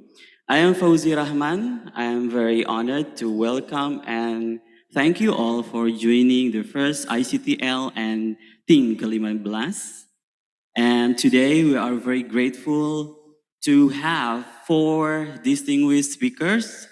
The first one is Professor Dr. David Kaufman from Simon Fraser University, Canada. The second one is Dr. Wesley Teter from UNESCO, Bangkok, Thailand. And then the third one is Dr. Randip Sudan from ASEAN Development Bank, Singapore. And then the fourth one is Professor Insinyur Tian Belawati, M.Ed, PhD from Universitas Terbuka, Indonesia. This panel session will be divided into two parts. The first part will be speaker presentation part, followed by question and answer session. So please pay attention to each speaker presentation and please prepare your best question and also should be relevant. And don't forget to mention your name and then your institution followed by your location or where are you from. All right. So with that, I will welcome the first speaker, Professor David Kaufman. And I will read his short bio first. Dr. David Kaufman received his doctorate from the University of British Columbia in 1973. Since that time, he has held a number of academic and administrative positions. He has held faculty appointments in faculties of engineering, computer science, medicine, and education at Concordia University, Dalhousie University, Simon Fraser University, and the University of British Columbia. In 2001, he was appointed as the Director of Learning and Instructional Development Center at Simon Fraser University and completed a 7-year term. He served as a professor in the Faculty of Education from 2003 until 2020 and is currently a professor emeritus at Simon Fraser University. He has given more than 200 presentations at universities and conferences in North America, Europe, Asia, South America, South Africa, Saudi Arabia, and also Caribbean. He has published extensively with more than 120 published articles and chapters and a co-edited book entitled Distance Education in Canada to his credit. So Professor David Kaufman, it's time for you to present the materials and 10 minutes for your time, please.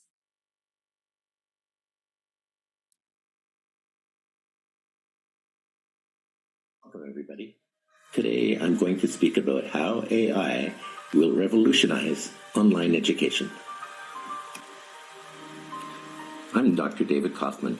After 20 years at Simon Fraser University in the Faculty of Education, I retired 3 years ago. I'm now a professor emeritus at Simon Fraser University, and I sure wish I looked as good now as I did in that picture that you see up here. Here's a flyover view of our main campus at Simon Fraser University. This is in a suburb just east of downtown Vancouver, and it's the campus that's been going since 1965. We also have two other campuses, one in downtown Vancouver and one in another suburb called Surrey, just east of downtown Vancouver. And now please let me begin my presentation. AI is an abbreviation for artificial intelligence. In this presentation, I'll provide a brief overview of how AI will radically change the way we conduct all aspects of online education. In fact, some of these ways are already beginning to be implemented. What is AI? Artificial intelligence, AI, is the ability of a digital computer or computer-controlled robot to perform tasks commonly associated with intelligent beings. It has most recently entered the public domain and become popularized through ChatGPT. ChatGPT is an AI chatbot-style program that uses AI to create responses to users' prompts. The ChatGPT chatbots can give detailed, personalized answers that address what the user had asked for and how they'd like to receive information. Besides this, AI is already being implemented in various domains such as self-driving cars, marketing, and robots. How AI will be used in online education. There are dozens of ways that AI will transform the way online education will be conducted in the future. In this presentation, I'll outline 10 of these, which are considered central to online teaching and learning. Here's the first way that AI can make a huge difference: enhanced content creation. I'll explain that on the next slide. Here are 5 ways that AI can enhance content creation. First, AI can assist educators in creating high-quality learning materials, including automated textbook summaries, lecture slides, and even interactive simulations. Second way is multimodal content. AI can generate and integrate multimedia content like audios, animations, and VR experiences to enhance engagement. Third way, AI algorithms can analyze students' past performance and preferences to recommend relevant supplementary materials, articles, videos, or even courses, helping learners explore topics of interest and broaden their knowledge. Fourth, AI can help educators identify gaps in content coverage, suggest updates based on industry trends, and recommend new materials to keep courses up to date. And finally, AI can design gamified learning experiences that increase student engagement and motivation. These experiences can adapt to individual preferences and performance levels. The next way AI can help is in personalized learning, in particular, adaptive learning systems, because AI-powered algorithms can analyze a student's performance and even adapt the curriculum to their individual needs.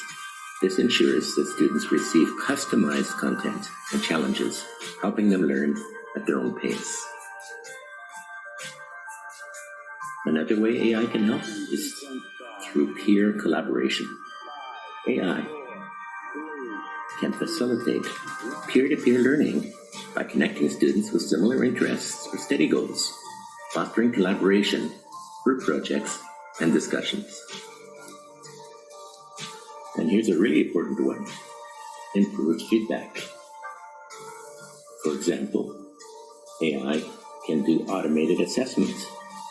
AI can assess assignments, quizzes, and exams quickly and accurately. This provides students with immediate feedback, helping them understand their strengths and weaknesses. Also, AI can do natural language processing. AI can analyze written responses and provide feedback on grammar, style, and content even. And here's a fun one: virtual tutors and assistants. For example, with AI, we could use chatbots and virtual tutors. AI-powered chatbots and virtual assistants can provide 24/7 support to students, answering questions, providing explanations, and guiding them through the learning process.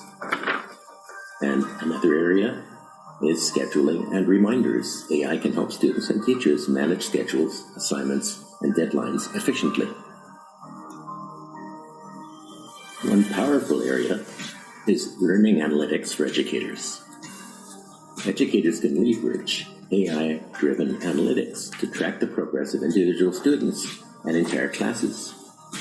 This enables data-informed decision-making about teaching methods and curriculum adjustments.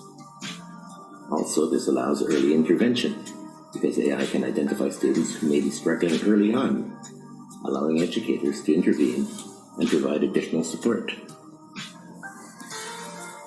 And a very exciting way that AI can make a difference is by providing a global audience. For example, language support is available because AI-powered tools can provide real-time translation and transcription services, making educational content more accessible to a global audience. This helps with global collaboration because AI can facilitate collaboration between students from around the world, creating a more diverse and enriching learning environment. The next area is accessibility. AI can assist in making online education more accessible to students with disabilities by providing captioning, sign language interpretation, and other accommodations. A really important area for online-based institutions is needs assessment and environmental scans. Well, AI can identify emerging trends and industries with high demand for specific skills. AI can also suggest relevant courses and certifications for providing labor market feedback in real time. And finally, let's not forget a really important one for institutions, namely cost efficiency. With AI, automation of administrative tasks such as grading and scheduling can reduce the workload for educators and institutions, potentially leading to very good cost savings. So now, let me end my talk with these conclusions. These evolving applications of AI in online education demonstrate its potential to do the following. AI can enhance the learning experience. AI can address individual needs and to make education more accessible and engaging. These are just a few examples of how AI is continually evolving to enhance teaching and learning in the online education landscape. As technology advances and educators find innovative ways to integrate AI, the possibilities for improving the educational experience are likely to expand even further. Despite these benefits, it's important to consider the ethical implications of AI in education, including issues related to privacy, bias, and equity. It's essential to use AI responsibly and ethically, ensuring that it complements the role of educators and promotes equitable access to education for all learners. Educators and institutions must ensure that AI complements human teaching rather than replacing it entirely. Additionally, ongoing research and development are essential to refine AI's role in education and address emerging challenges. As AI continues to evolve and integrate into online education, it holds the potential to make learning more engaging, efficient, and accessible, catering to a wide range of student needs and preferences. However, it's essential to strike a balance between the automation provided by AI and the human touch of educators to ensure a well-rounded and effective learning experience for our learners. The question is not, should we use AI or not?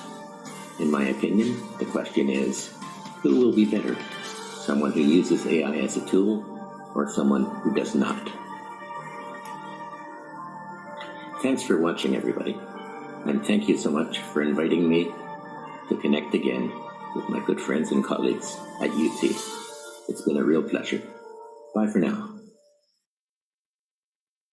Well, wow, thank you very much, Professor David Kaufman, and let's give a big applause to Professor David Kaufman. Yes, your explanation on the potential and implementation of artificial intelligence in teaching learning was very insightful and of course thought-provoking. Yes, it was very excellent. Thank you very much, Professor David Kaufman. And for those who want to ask questions to Professor David Kaufman, please type it on in the chat box, or later on after all presenters or speakers finish presenting materials, you will have the chance to raise your hand through Zoom. All right, let's move to the next speaker. Our second speaker is Dr. Wesley Teter. And I will read his short bio first. Dr. Wesley Teter advances collaboration across public and private sectors to design more innovative and open architectures for learning and employment.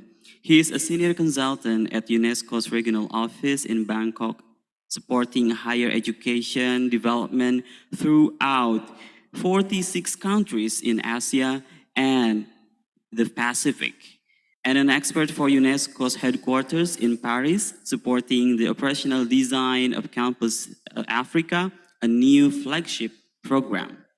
Together with Dr. Libing Wang, He led UNESCO's research on recalibrating careers in academia, professional advancement policies, and practices in Asia Pacific, including analysis of the 1997 recommendation on the status of higher education teaching personnel.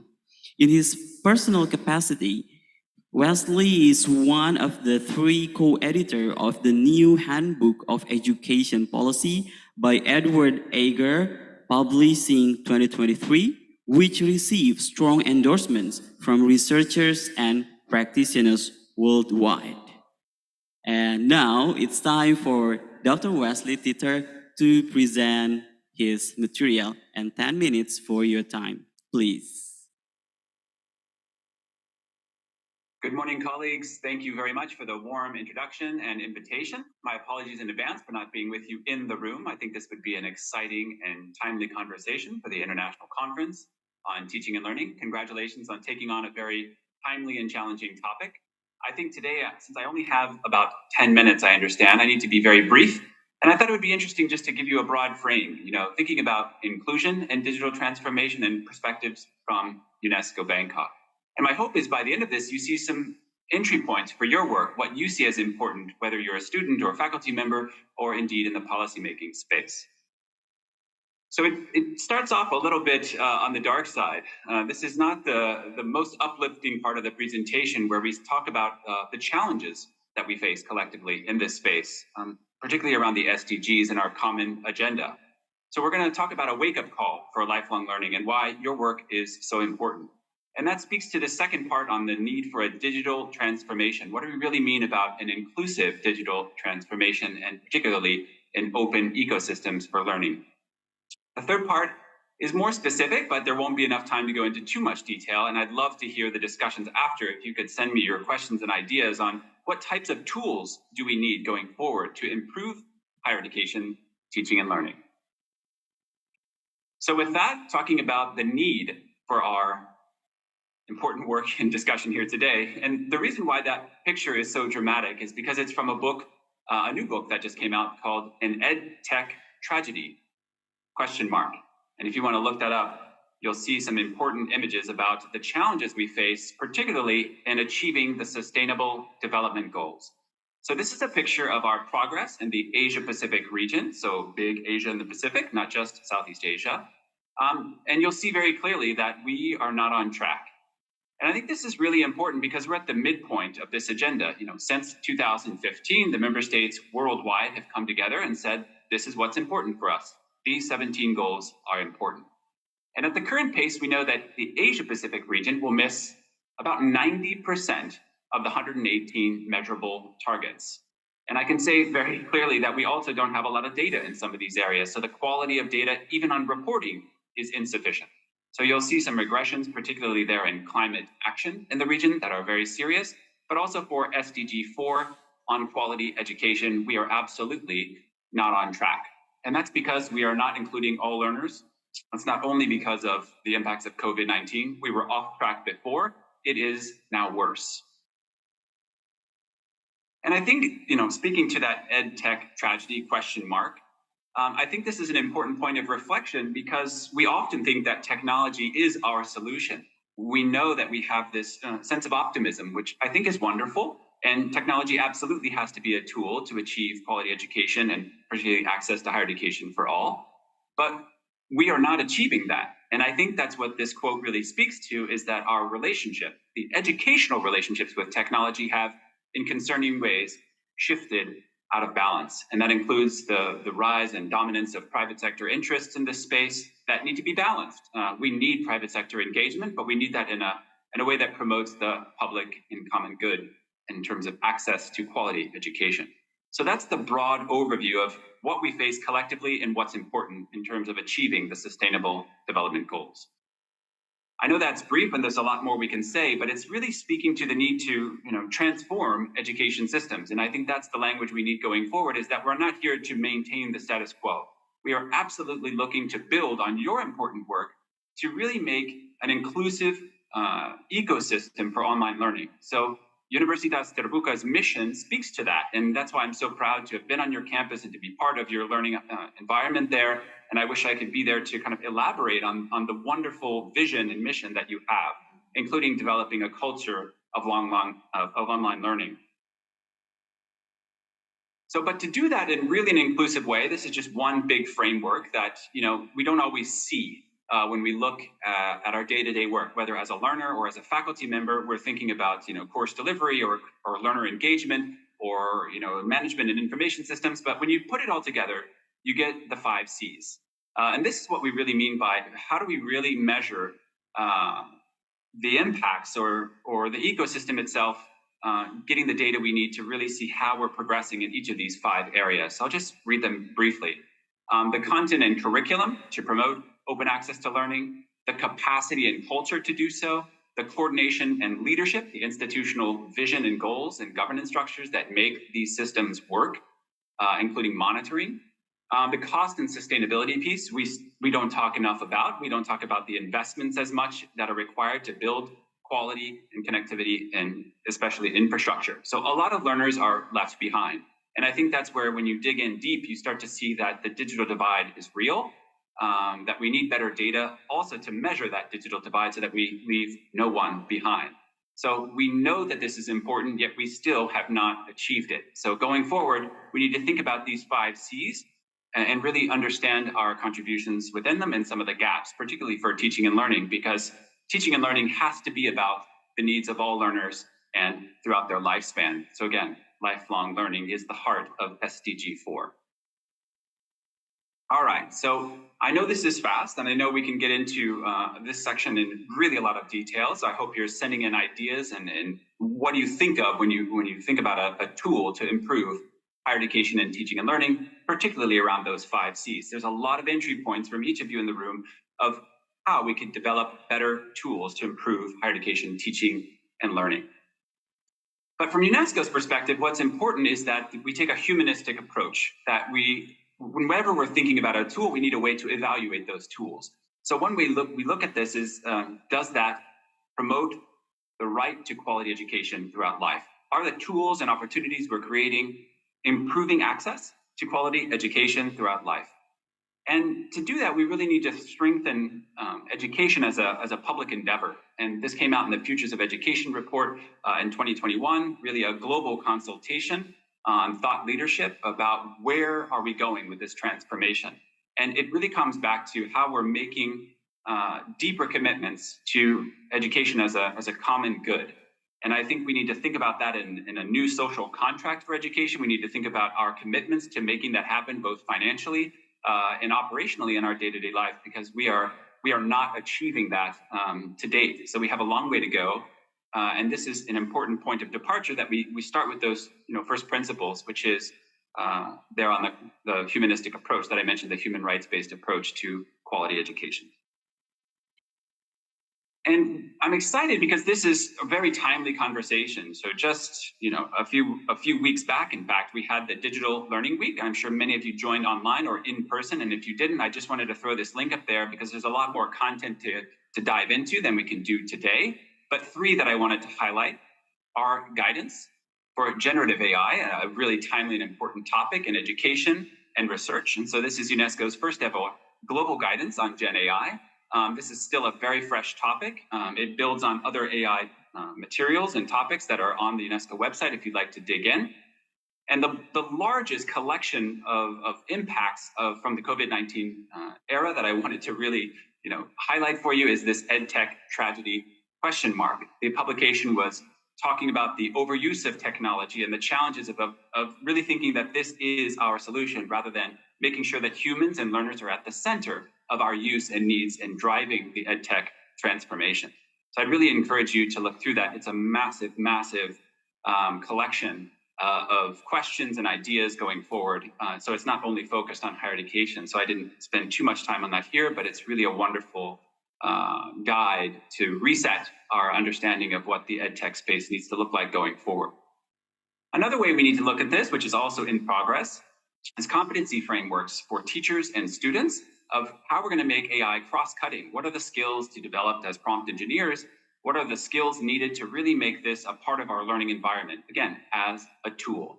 So if you want to be part of these discussions, whether as a learner or a teacher or a policymaker, there's many different working groups that you can be part of, and I'd encourage you to take a look and learn from these materials, because Digital Learning Week was just tremendous, and I only got to go to a few different sessions, and there's a lot more that I can also build on. But one highlight that really stood out for me, and this is just one example, was from Learning Equality. And it talked about, and this again was just this week, some of their follow-up from the Digital Learning Week was talking about leveraging transformative AI to support curriculum alignment. Now, each of those words are important, and I think that this is something we need to really dive into in your conference, is to think about how are we putting learners at the center of our AI use and an ethical framework, including UNESCO's recommendation on the ethics of AI is really important. But tools like this, when you're looking at a curriculum alignment platform, you can now take a picture of those, even optical reading. It can actually pull in text, the curricular content. It can extract structure. And again, that's the OpenAI's GPT-4. So that's in the fee-paying version. But at the moment, that structure is really key to analyze and start to build open educational resources. And you can start to see this happening in real time and across different language groups. And I think that's really an exciting example that commits to not only online, but offline. How are we using print-based materials and trying to analyze print-based materials in a way that help us create better open educational resources in an online space? So I think this is really exciting work for you, and including UT, because you have the potential, the scale. You are one of the largest university systems in the world. So there's a lot you can do and contribute in terms of curriculum alignment and how you can streamline that process. So I thought that was an interesting highlight. You can learn more online, and I'll be happy to share the slide deck after, so you can kind of click on these links. But personally, I'd love to hear back if you're interested in this type of work, because it relates a lot to what UNESCO Bangkok does in qualification frameworks and the digital transformation more broadly. And going forward, I think it's important to see the work that you're doing is not only happening in isolation, it absolutely is part of a need for a larger transformation that comes from the Transforming Education Summit last year, but it's pushing forward into say, what are the commitments of government going forward? And one of them is the Global Digital Compact. And I think this is really important between a relationship of how we reset not only online learning, but really looking at how we're going to build digital economies that are inclusive, including how we mitigate the risks of digital technologies and to harness those benefits. So these dialogues in working groups are on track. So researchers need to be involved in this space. Learners need to be, and youth advocates need to be very active in this space in the next year. So a lot of this work is already happening now, even though we're talking about September 2024. This is the time to get involved in any one of these areas of work. So I would encourage you to check out online and look for that common agenda, including Summit of the Future. So there's a lot more online. This is just an example from my chief of section, Li-Bing Wang. The equity, inclusion, and transformation of higher education is not specific to digital transformation, although there are many others. But in general, we want you to think about these commitments to the Sustainable Development Goals as a pathway forward, and share with us your ideas and feedback of how UNESCO Bangkok can be part of your work plans going forward. With that, thank you very much, and I look forward to being with you on campus next time. Thank you so much. Well, thank you very much, Dr. Wesley Teter, for your very insightful, informative presentation for all of us. And let's give a big applause to Dr. Wesley Teter. Yeah. And yeah, I took a note during your presentation that about inclusivity and equality in digital transformation of teaching, learning, and then also your work with your team at UNESCO.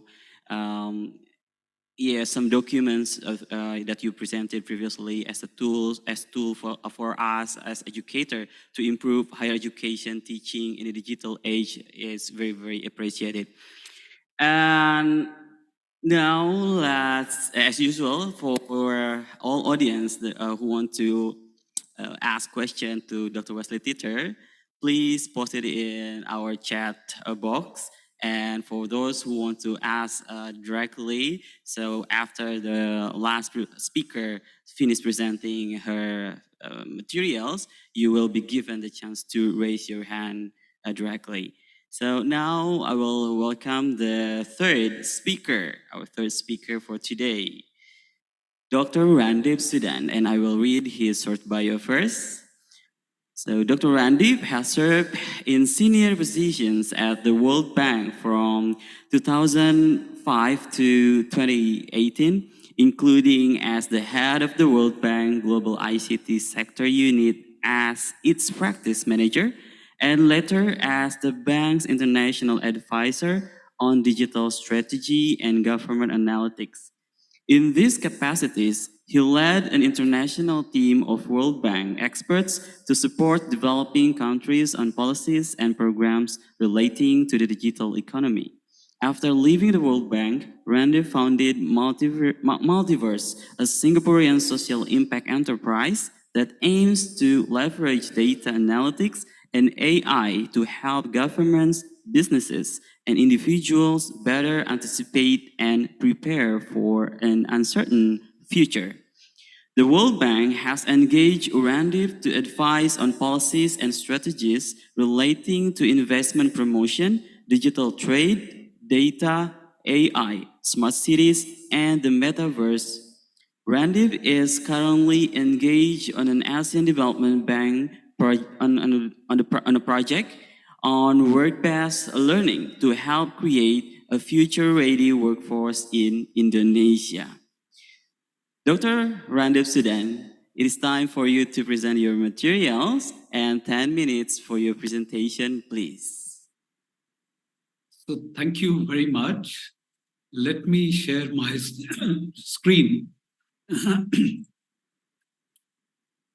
I hope you can see my PowerPoint. Yes, I can see your PowerPoint, your slide. Okay. Just give me a moment. I think I just need to get the controls ready. Okay. So first of all, it's a pleasure to be participating in this very important event. And I look forward to interacting with many of you on these important topics. So my presentation, just to give you a brief summary of what I intend to cover, is one that we are witnessing a lot of churn in labor markets, because at the end of the day, when we talk of education, we are looking at also jobs. So we find that there is a lot of churn in labor markets, and a lot of this is driven by artificial intelligence, which seems to be a uniform theme across the presentations made by Professor Kaufman and also by my colleague Wesley Teter. Second point is that generative AI is perhaps the single most important challenge and opportunity.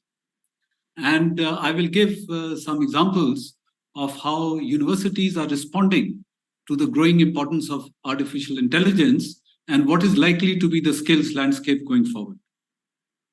Now, if we look at the disruption in labor markets, recently there's a report from the World Economic Forum on the future of jobs. And it took a sample of about 673 million jobs and found that 83 million jobs out of these 673 will be lost because of AI going forward in the next 5 years, while 69 million new jobs would be created, which means that the labor market will have a market churn of 23%, or almost 1 in 4 jobs will completely change in the next 5 years. And the net of these changes will be a loss of jobs rather than an addition of jobs. So obviously, this is a big challenge for everyone. Also, we will need to skill workers, and of course, students would also have to be skilled in directions where technology is moving. And so large number of workers will have to be reskilled, and roughly 60% of workers will require training before 2027. Now, in my view, if we were to focus on just one thing as educators, at this point, I feel that generative AI is that single and most important area which we should be focusing on. So it represents the single biggest challenge to the future of education, and it also represents the single biggest opportunity. Now here is a visual from the 2023 Tech Trends Report, which is published by the Future Today Institute. Now, if you see education, and if you look at the technologies which will be impacting education as we go through in time, the immediate technologies which will impact education will be artificial intelligence, which everybody agrees now, and generative AI. And eventually, as we move further in time, the technologies which eventually, maybe in a time horizon of 5 to 10 years, would be technologies of the metaverse and quantum computing. So in any case, AI and generative AI is upon us, and we need to really take proactive action in leveraging these technologies.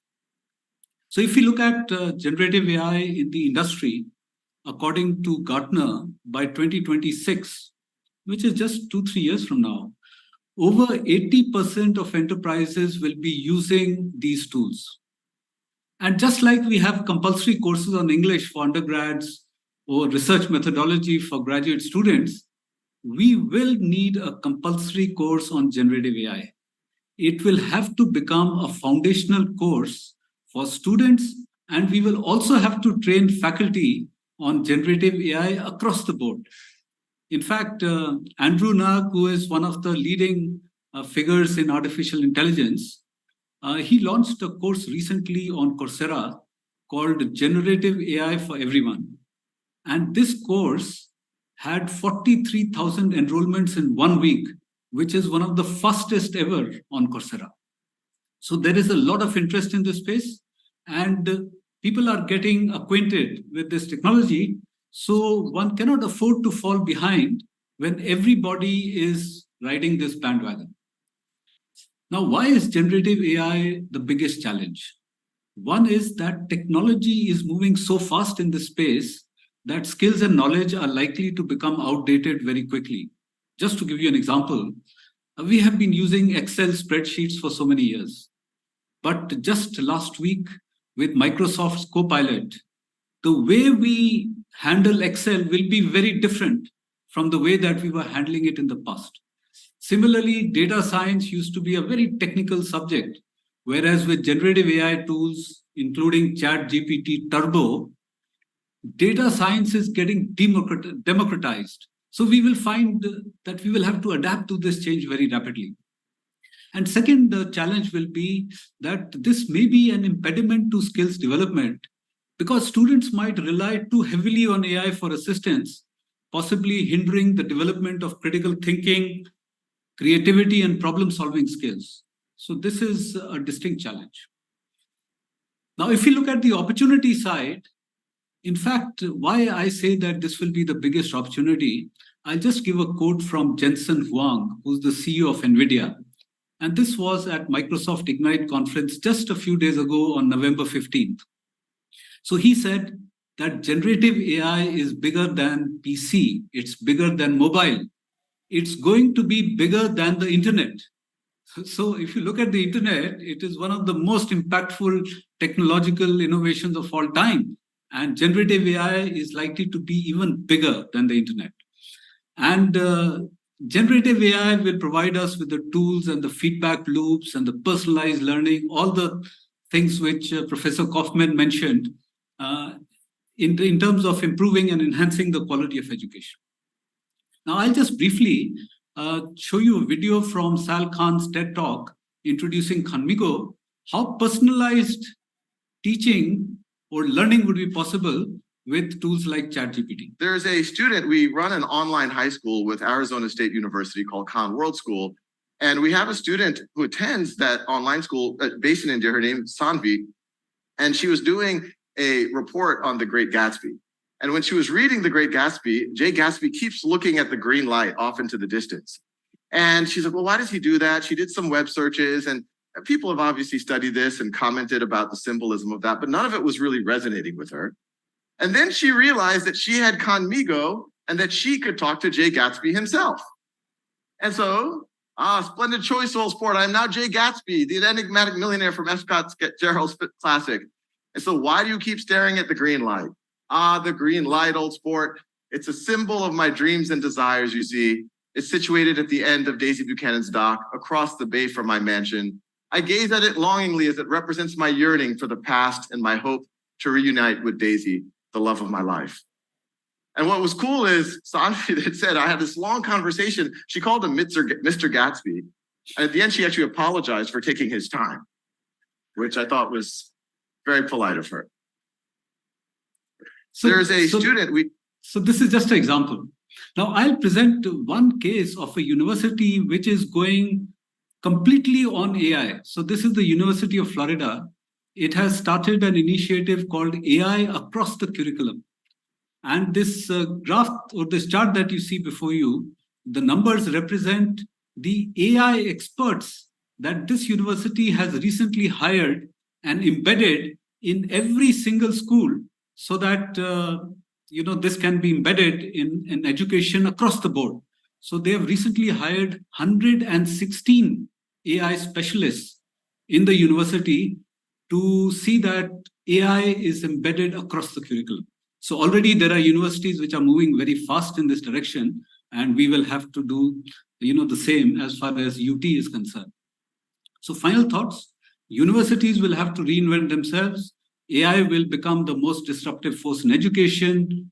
Generative AI will be a foundational skill, and universities may have to organize themselves as expert networks to be agile and to respond to technological changes.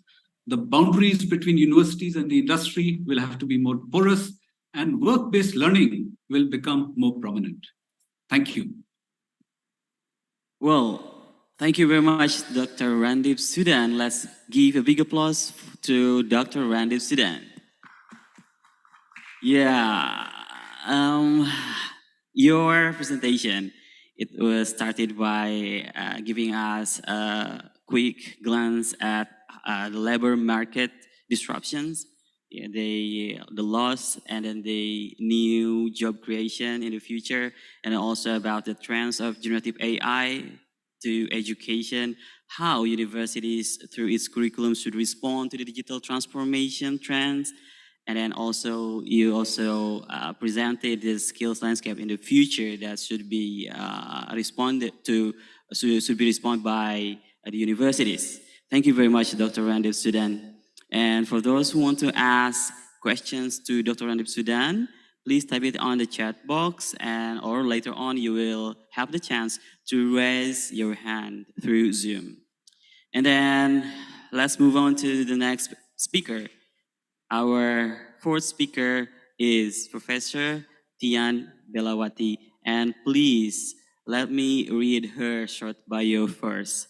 Professor Tian Belawati has been working in the field of open and distance education for over 30 years. Wow, let's give applause to Professor Tian.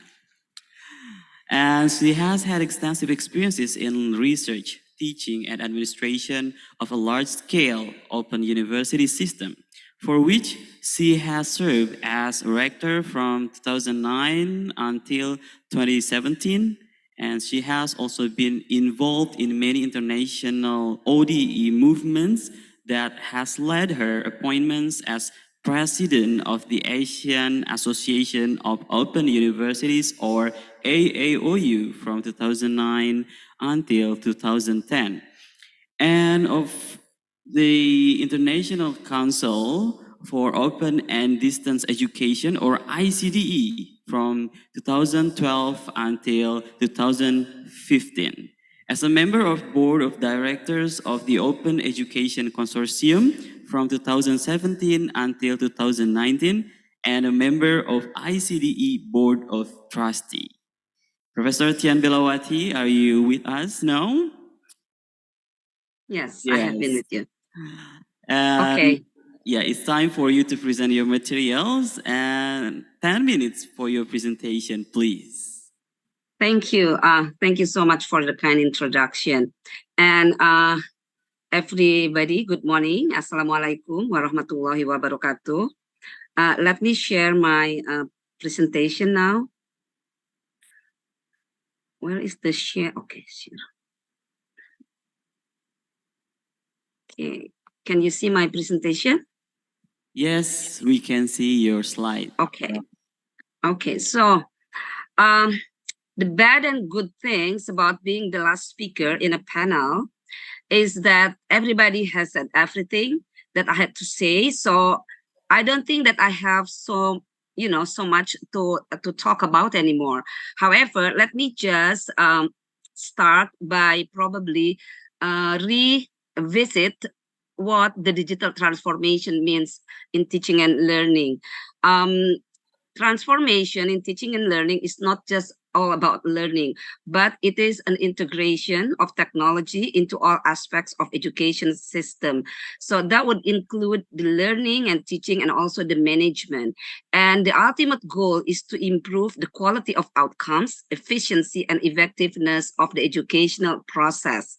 So when we talk about transformation in teaching and learning, we're not just talking about what happened in the classroom or in the LMS.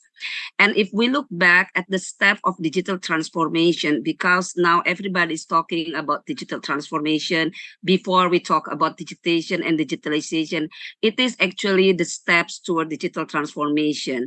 So if we revisit, for example, the process that had been gone through by Universitas Terbuka, we started by digitizing all our course materials, and then we start to automate all our administration processes and simplification of our processes. So now we are in the process of digital transformation, where we would like to comprehensively transform all aspects within our system and organization.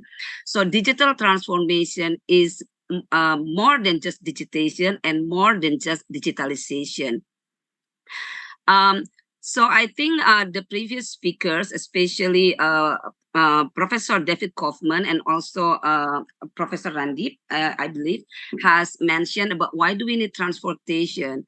Firstly, it is about the technological advancement. We know that the rapid development in technology has been reshaping every industry, including in education. It has changed the way we communicate, it has changed the way we share our work, and it has changed the way we talk with each other. And because of the availability of the technology, it has also changed the learning expectations. Students nowadays, they expect more interactive, personalized, and accessible learning experiences. And also they demand for more flexibility, the need for education to adapt to the busy lives of our learners and offer flexible learning options. That's why we sometimes now hear what they said, that education, just in time and on the go, because they want to be able to access education and learning from wherever they are and whenever they have the available time. And if we look at the digital transformation dimensions, we have, of course, the aspect of technology, the aspects of human resources, educational resources, and pedagogy. The technology-wise, we will talk, we would include infrastructure, hardware, and software. And in the human resources, this is the most important one. It will include the management of the education institutions, as well as the ministry, for example, and the teachers, the lecturers, the students, and of course the parents and the community. And in the teaching and learning aspects, it would include the educational resources, which is the integration of technology into the curriculum, including the utilization of digital content, and also the learning approach and learning modes, because using technology has no benefit until it really enhances the learning experience that student gain and improve the learning outcomes. So the technology-wise, the benefit of using technology for learning and teaching, that it would expand the space and time for learning from the mortar and brick classroom into the global learning environment, from the probably 2 hours per week in the classroom into timeless and timely learning process, which is probably theoretically can be 24/7, 365 days. And then the human resources, what we need to remember for preparing the human resources, that it needs to be purposeful, and it needs to help the seamless transformation, both in administration, to enhance the administration efficiency and also the transparency of the whole process. And the educational resources should be able to enrich the educational resources. So the teacher will no longer the sole or primary source of the learning content, but it will be from the global internet world, which has the ample educational resources. And as far as for pedagogy, of course, it has to aim at the development of the higher order of thinking. Unless this is obtained and achieved, I think the digital transformation will not be too beneficial for anybody, including especially for the students. So let me now go to the challenges for digital transformation, and I would like to go into the Indonesian context. In Indonesia, the infrastructure and access is still very much an issue because we are still facing the digital inequity and also accessibility. And the previous professors or speakers have also mentioned about the privacy concerns with the digital education. The second challenge that we are still facing in Indonesia is the educational and pedagogical issues related. That is the use of engaging learning approach, which is not yet an integral part of everybody's teaching, and then the quality of online content, and also the over-reliance on technology, as has mentioned by Dr. Sandi, for example. The third concern and challenge for Indonesia is the academic integrity and ethics. Many people believe, especially with the emergence of AI and the generative AI, it will make it easy for people to be dishonest and to do cheating. So this is a big issue and challenge for Indonesia. And also we still have problems with related to digital literacy and cybersecurity. And lastly, but not least important, is that many people concerned about its effect on character education and social emotional of the students. So many people concerned that values such as respect, sympathy, empathy, and resilience cannot be developed in the students if we are relying on the use of technology, and especially if we are using too much AI, for example, in the chat box, replacing the human interaction inside the teaching and learning process, and also the inheritance of norms and responsible behavior to the next generation. And the feeling of isolations would also a concern for mental health development. Let me just give some data on our situation here in Indonesia. For example, with regard to the internet penetration and access to the internet, the percentage of the total urban population in the big cities and maybe cities that use the internet is it's quite good. It's over 78% of the population. However, if we look at the data in the rural areas, it's only 45.8%, which is less than 50%. So this data, I think, this is the latest data on in 2023. It illustrates the unbalance of the internet penetration in Indonesia. And with regard to digital literacy, the latest survey done by the Ministry of Communication and Information showed that the digital literacy of Indonesian students and teachers in general on the 1 to 5 scale is less than 0.4, less than 4, which is not too good. So that is including the digital culture, digital ethics, the digital literacy itself, and then the digital security and also the overall digital index. So only 3.49. So this data show to us that we still have homeworks to prepare our students and our teacher for being able to be more productive and also to get the advantage or the benefits of digital transformation. And these data are from my own research with my team. The left one is the teacher's readiness for teaching in the digital era. In the scale 1 to 5, you see that, this is still in Bahasa Indonesia, pardon me. So the least readiness is in the use of ICT for the learning process or the teaching process. So this is still, under 4, which is still a big homework for us, even though the access to technology is still, even though they are using technology in their daily lives, this is quite high. But when it comes to the teaching and learning, it feels quite low. And then we also did a research or a survey. This is national survey, by the way, on student readiness to learn independently in the online learning platform. As we can see that the access to technology is still the very low one in Indonesia. But we are happy to see that the self-concept of students are quite high actually. The motivation is also quite high, but we still have homework in providing access to technology and also in the digital skills for online learning.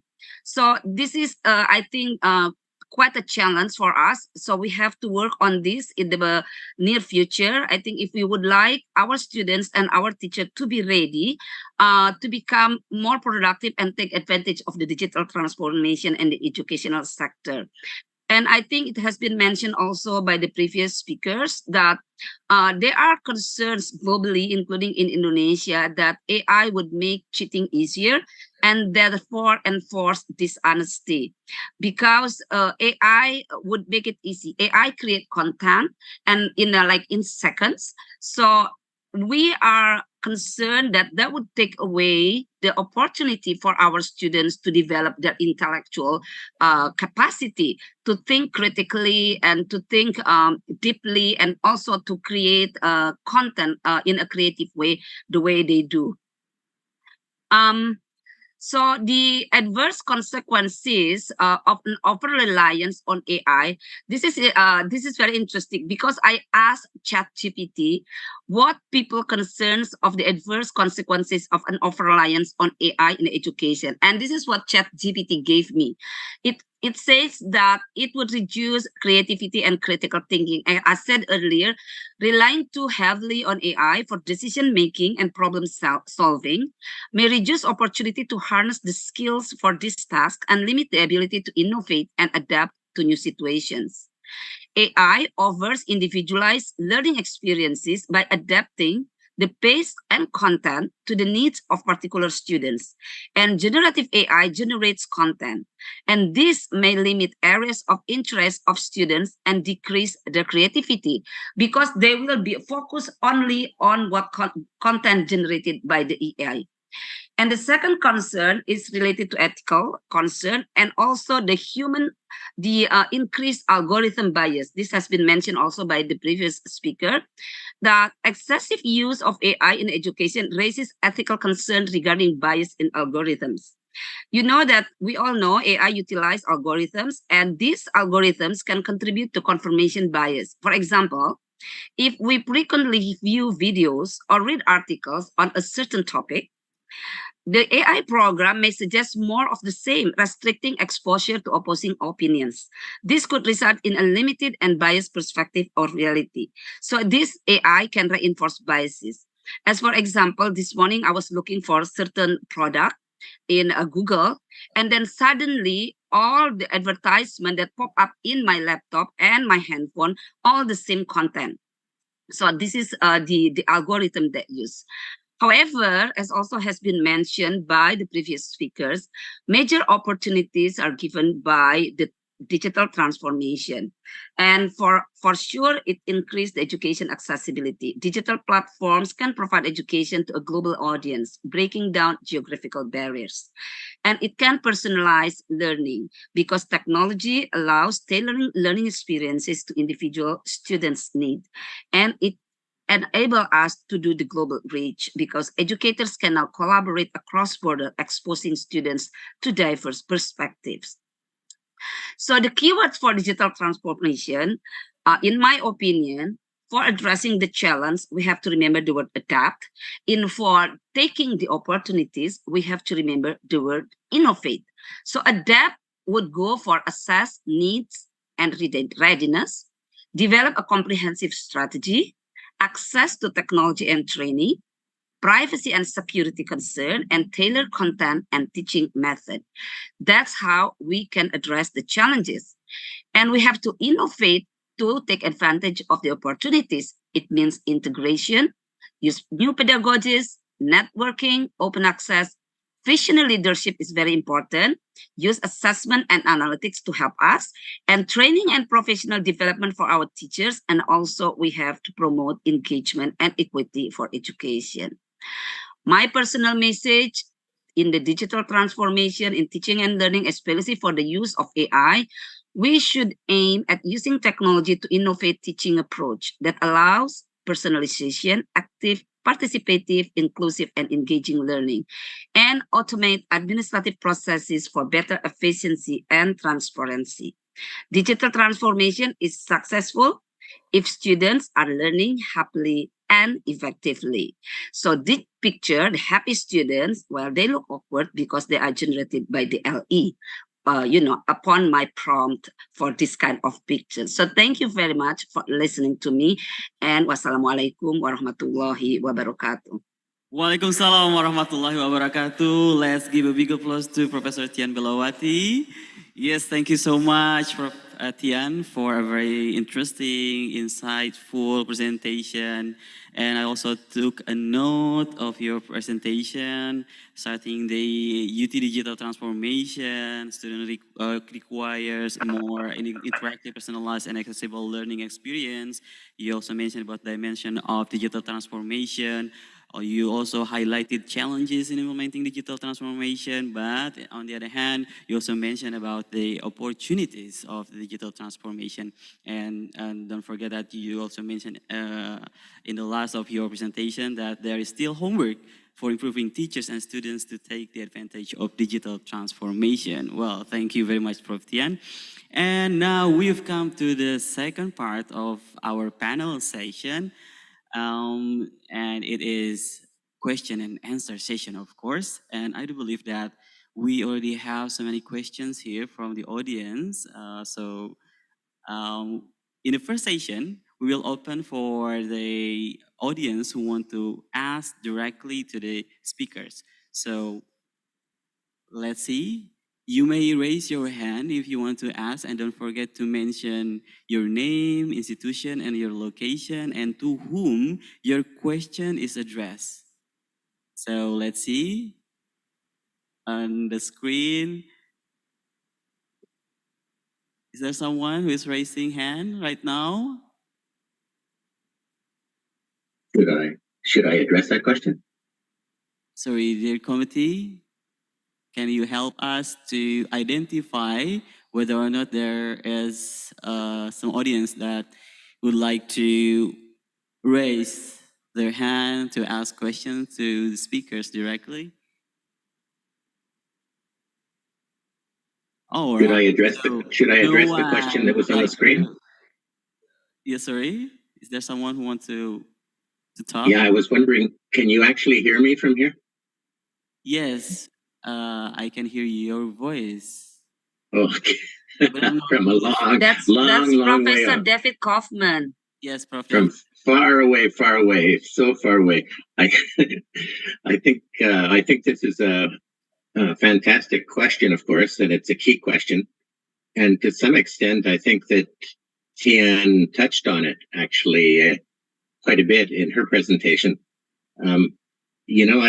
I guess what I'd like to say is that my presentation really wasn't a research-based presentation, and it wasn't based on what people are doing. It was more an inspirational or forward-looking presentation.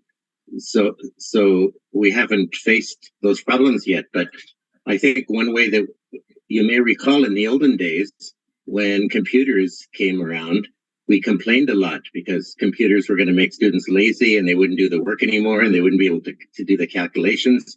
And then when software came along, like Excel, students are going to be lazy with Excel. They're not going to do the work, and there's always been this fear that the new technology is going to harm our students' learning. But I think that with good instructional design or learning design, we've always managed to overcome that. And the way to overcome it with AI, I think, is to move away from what we would say lower level cognitive skills, which again, Tian referred to in her talk, to higher level cognitive skills where people are looking at creating new ideas, new things, doing not only analysis but synthesis of new ideas, etc., and teaching students to think. That's number one, and number two is focusing a lot on interpersonal communication skills, and I think that's so important in today's world, as we see, because as soon as we don't agree with somebody, we go to war with them or we can't get along. So we need to change the emphasis a little bit too of the education system a bit. And, interestingly enough, we can develop AI algorithms that actually help to do that, for example. So anyways, so what I'm saying is we need to change the emphasis of what we're asking students to learn as AI comes along, to some of the things that Tian mentioned, and again focusing on social emotional learning as well and other things. That's just my opinion. Well, thank you very much, Prof. David Kaufman, for your response and answer. I hope it answered the question, and let's move to the second question. Yeah, this question is for Dr. Wesley Teter from Dadun Kohar. Use of AI in teaching learning process will be harmful and useful effect to our students. But I concern to the harmful effect because it will make them lazy to think and they just copy the AI solution. How to solve it? Please your response, Dr. Wesley Teter. Not easy, and it's great to see you all. Thank you for the opportunity. I hope you can hear me fine. I'm really enjoying the presentations. I'm just jumping in. It's very, very early. I'm dialing in from France, so it's about 5:30 in the morning here. And I think this is the right opportunity to engage, because these are the questions of our time, aren't they? Of how we can engage with the use of AI in an ethical way. So I think that's really the first starting point, is to make sure that we're not pushing students or faculty to engage just because it's new, just because this is something that we have to deal with. What we need to think about is an ethical framework. What does that really mean to have a human-centered approach? And I think this is really what UNESCO was trying to share in the Digital Transformation Week. So there's some great resources about how we can develop ethical frameworks around the use of these exciting new tools. So I think that's really important, that we think about not just the individual assessment piece, but really thinking about the long-term impact of the use of AI. And I think this is going to be an ongoing dialogue where action research is going to be really important going forward. So we have a lot to learn in this space, and I think this is an opportunity to use our research to really guide the type of question and response and what's working and what's not in a specific context. So I think there is no immediate solution other than to engage in an ethical framework and dialogue with students and with faculty to really be a front runner about the shortcomings of these new tools and opportunities that we have in front of us. Thank you very much, Dr. Wesley Teter, for your answer. And we still have some question here from the audience. And let's see if there is someone who wants to raise their hands. Or yeah, let's go to the next question from chat box. Yeah, it's from Murtada Gayo. Question to Professor Randip Sudan. In the development of digital transformation, AI seems like to go, some are afraid. You like a ghost, yeah. But many make it a challenge. And the point is that it depends on our own readiness to overcome it.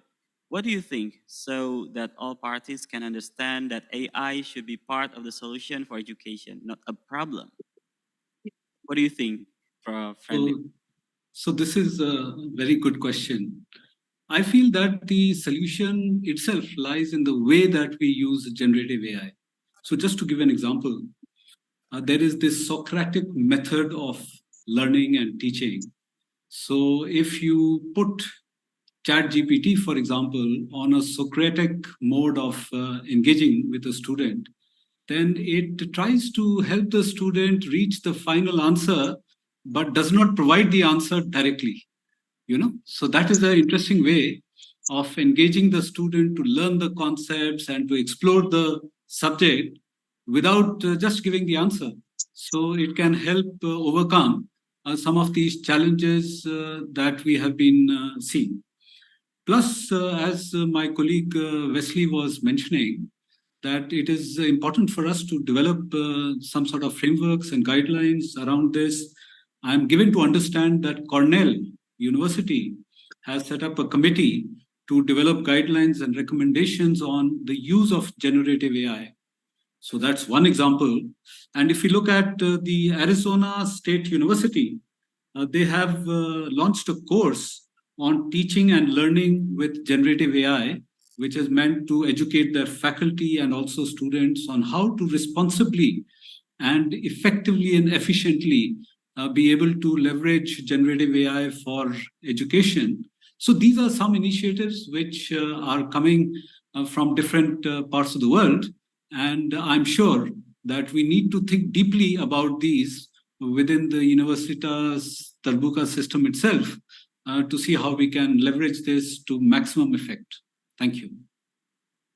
Well, thank you very much, Dr. Randip Sudan, for your response to the question. And there's someone who is raising hand right now on the Zoom. Let's see.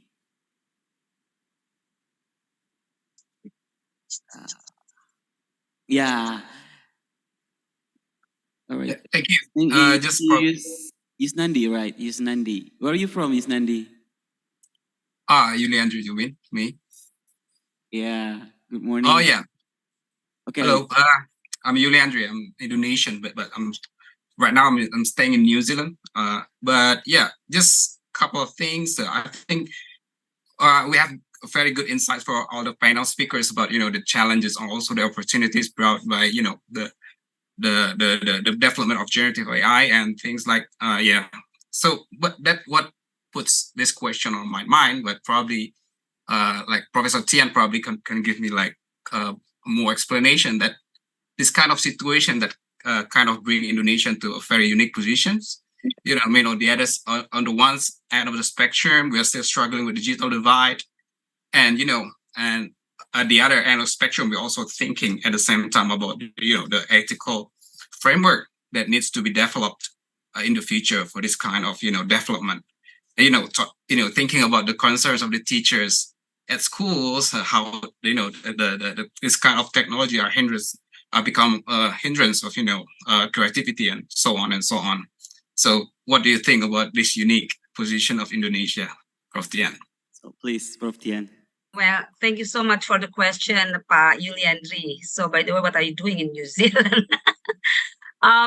Yeah, I mean, I because you're Indonesian, so you really understand the situation, right? It's really, and it's not just right now when AI, come to the picture, but ever since we are trying to catch up with the technology that we can use in education, it has been like, like a police and a thief, and we are always, we are always behind no matter what, because we have such a large population with a very heterogeneous situation. Like, for example, for Universitas Terbuka, our students comes from all of walks of life. Yeah, you know, some of our students live in the center and the heart of Jakarta with all the infrastructure and have access to a high speed of internet, who expect us to deliver learning, you know, in the state of the art of technology. But on the other hand, we have a lot of teachers who are doing their education with us now, and they are teaching in very remote islands, remote areas, who don't have access to good technology or to good internet speed, for example. So your question is actually like asking the rector of Universitas Terbuka, because as the management of Universitas Terbuka, that is like the story of our lives, to try to balance, you know, using the latest technology possible, but without jeopardizing the our ability to also cater and serve the unprivileged students. And that is always a struggle, but what we do is actually we try to use the technology, including, for example, the use of AI and the use of the more modern learning approach to cater to our students who are ready to accept it and to use it. But we are still using the older technology, such as radio, such as even the printed technology for our materials. So I think that is the uniqueness of Indonesia. And if we talk about the use of technology for education in a very large scale, I think nobody can top up Universitas Terbuka.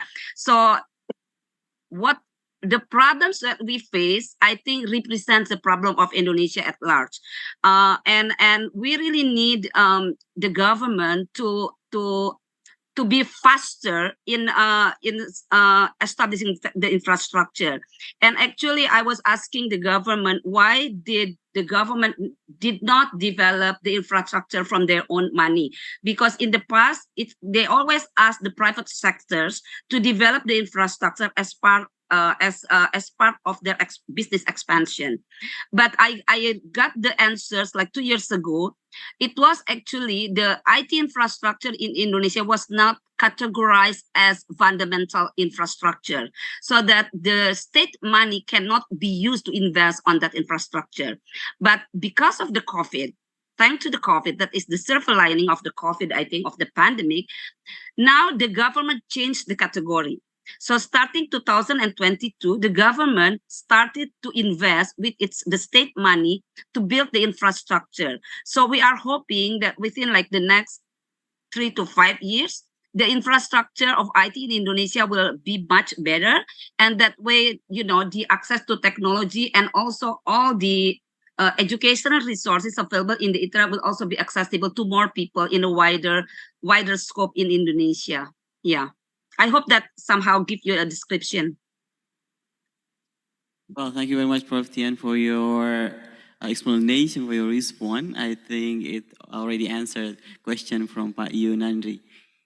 All right, let's move on to the next question from the audience. We already have another question here.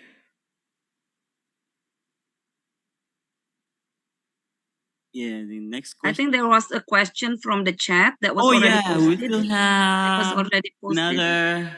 Oh yeah, someone who is raising hand, please. Okay. Okay.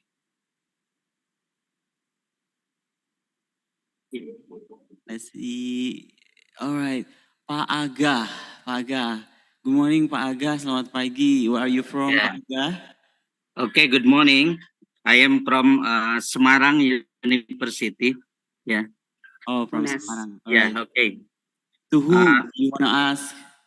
Yeah, can I raise a question here? Yes, please. To whom? Yeah, especially to Professor Tian. Yeah. All right, please. Yes, my idol. Yeah. Thank you. Yeah, because previous grade also my certificate is signed by her. Yeah. As a rector. Yeah. Please. Yeah. Okay. The question is, all the keynote speaker is very interesting, but the most important in our grade just now is investment, investment of infrastructure, is it possible that AI can be included to our curriculum development? Especially in UT, Universitas Terbuka. Now, in several time, we also learn and we also try to make a changing of our curriculum. Is it possible? Okay, thank you. Okay, thank you, Pak Aga. Please, Prof. Tian. So, me or who? Who should answer? Yeah, Professor Tian. Okay. Yeah. If I understand your question correctly, so you would like the curriculum to have a course on AI, is that correct? Yes. Yeah, I think it's possible because at Universitas Terbuka, for example, we now already have a course, what we call is learning in the digital age, as a course that is, included in all curriculum in all our study programs. So I think as AI now emerge to the picture in our lives, I think it is very possible for us to develop a course on AI and how, for example, teachers can use AI for their teaching duties, and also to equip students to use AI wisely. I think that would be a good idea. Thank you so much for your suggestion, Pak Aga. Yeah. Okay, especially later on for my children. My children, will bring to Universitas Terbuka also. But as I said, we in Indonesia, I mean nationwide, not particular schools or cities, we still have more elementary homework than using AI. We still have homework over for example, access to technology. We still have homework over the digital literacy, just basic digital literacy, because just because people have Instagram account, Facebook account, and then use WhatsApp all the time, it doesn't make them literate, digitally. So we really have to educate our students, especially how to use the digital content wisely and ethically. I think that is still part of our homework. And also the teachers, not only the students. Yeah, thank you. You're welcome. Well, thank you very much, Pak Aga and Prof. Tian for discussion. And we still have another participant who is raising hand right now on Zoom. All right. Mbak Cendana. All right. Is that correct? Morning, selamat pagi, Mbak Cendana. Morning. Should I using English or still using bahasa? You can use English, of course, or bahasa Indonesia. Where are you from? Oh, I'm from Sidoarjo, Universitas Terbuka. Oh, from Sidoarjo. Okay, please. To whom you want to ask? Professor David Kaufman, you mentioned about the disabilities in AI for AI learning. Yes, I still have a big questions because in Indonesia, for the autism students or ADHD, I mean, we have a problem in school. I mean, like if we're making some technologies for learning medias, I mean, the problem is not just about resource in the schools and the facilities of the schools, but at home. They need to be accompanied by their parents, but their parents is not fulfilled with the technology. So how we as a teacher to make IT as the most effectively learning at home, meanwhile they just not having a good partner or parents in their house, in their home to teach them.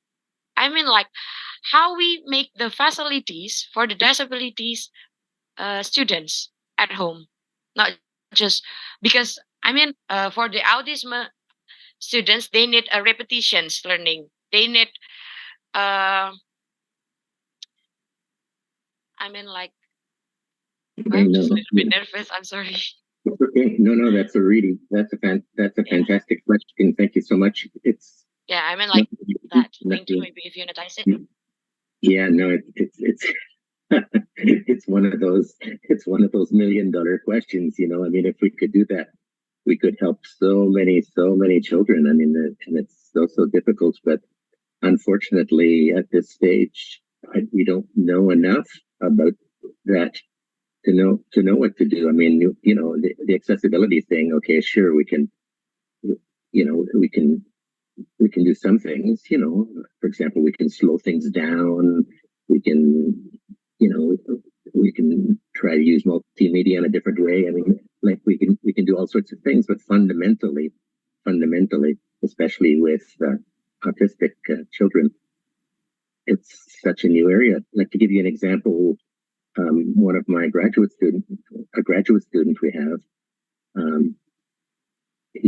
he's doing his PhD, and even though I'm retired and Professor Emeritus, I'm still on his committee because he's still been working on it for 5 years. And what he's trying to do is to find a solution to students with at least mild autism right now. And he's looking at developing a virtual reality system that might help a little bit for the students to deal with that. And he's realizing how little we know about that, and how little work there is that's been done in that area. So I think in terms of solving the accessibility issue, certainly it can help with students who, for example, are hard of hearing or have visual difficulties, and like the standard kind of difficulties. But once we get into psychological difficulties and things like ADHD and autism, honestly, it's a wide open area for research. We don't know enough. I'm really sorry. At least I don't know enough. Maybe one of my colleagues, for example, I was thinking maybe Randeep has something to say about that because he's been looking around at what people are doing. I don't know. Can I open this question up to my colleagues as well? All right. I hope it answered the question from. Oh, gee, may I add to the response? Oh yeah, please, Prof. Tian. Yeah, if I understand her question, Ibu Cendana, it is how to prepare the parents to accompany their children in utilizing technology-based learning media. Is that correct? Yeah. Yeah. That Okay. makes sense. So He's also I've been. about AI. Yeah. So I've been working with this Acer Indonesia for the past 3 years in transforming, helping schools to the technology transformation. And one of the issue that I have been talking with them is about the planning. Digital transformation or using technology in teaching and learning should be planned. It cannot be just sporadically started by a teacher without any preparation.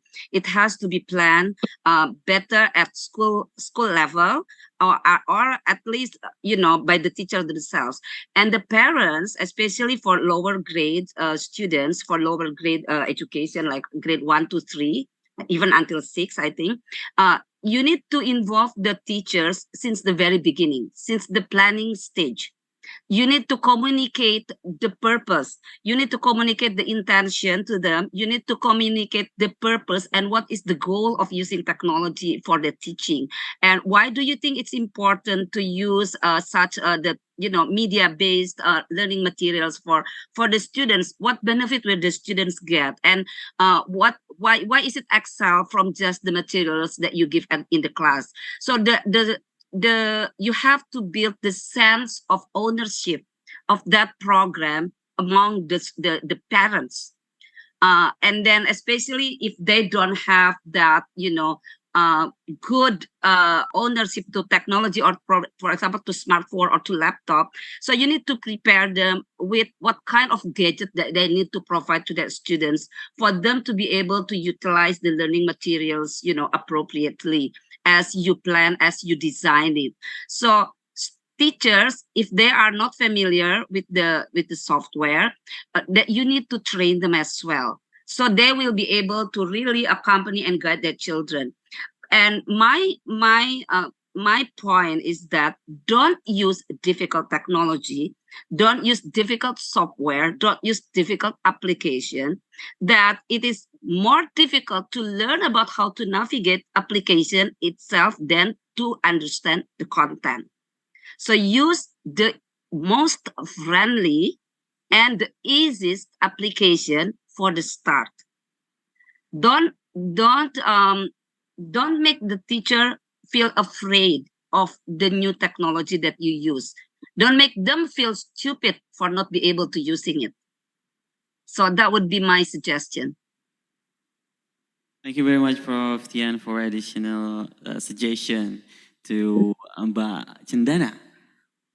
Yeah, thank you so much. Sandana, if I can make one comment to Sandana, if you want to put your email in the chat, I'll ask my colleague who's doing that PhD around autism and his supervisor, and we'll ask them if they can send you anything that might be helpful, okay? Yeah, well, thank you very much. Prof. Thanks, David. Kaufman, Prof. Tian, You're welcome. Mbak Cendana, thank you. And let's move on to the next question.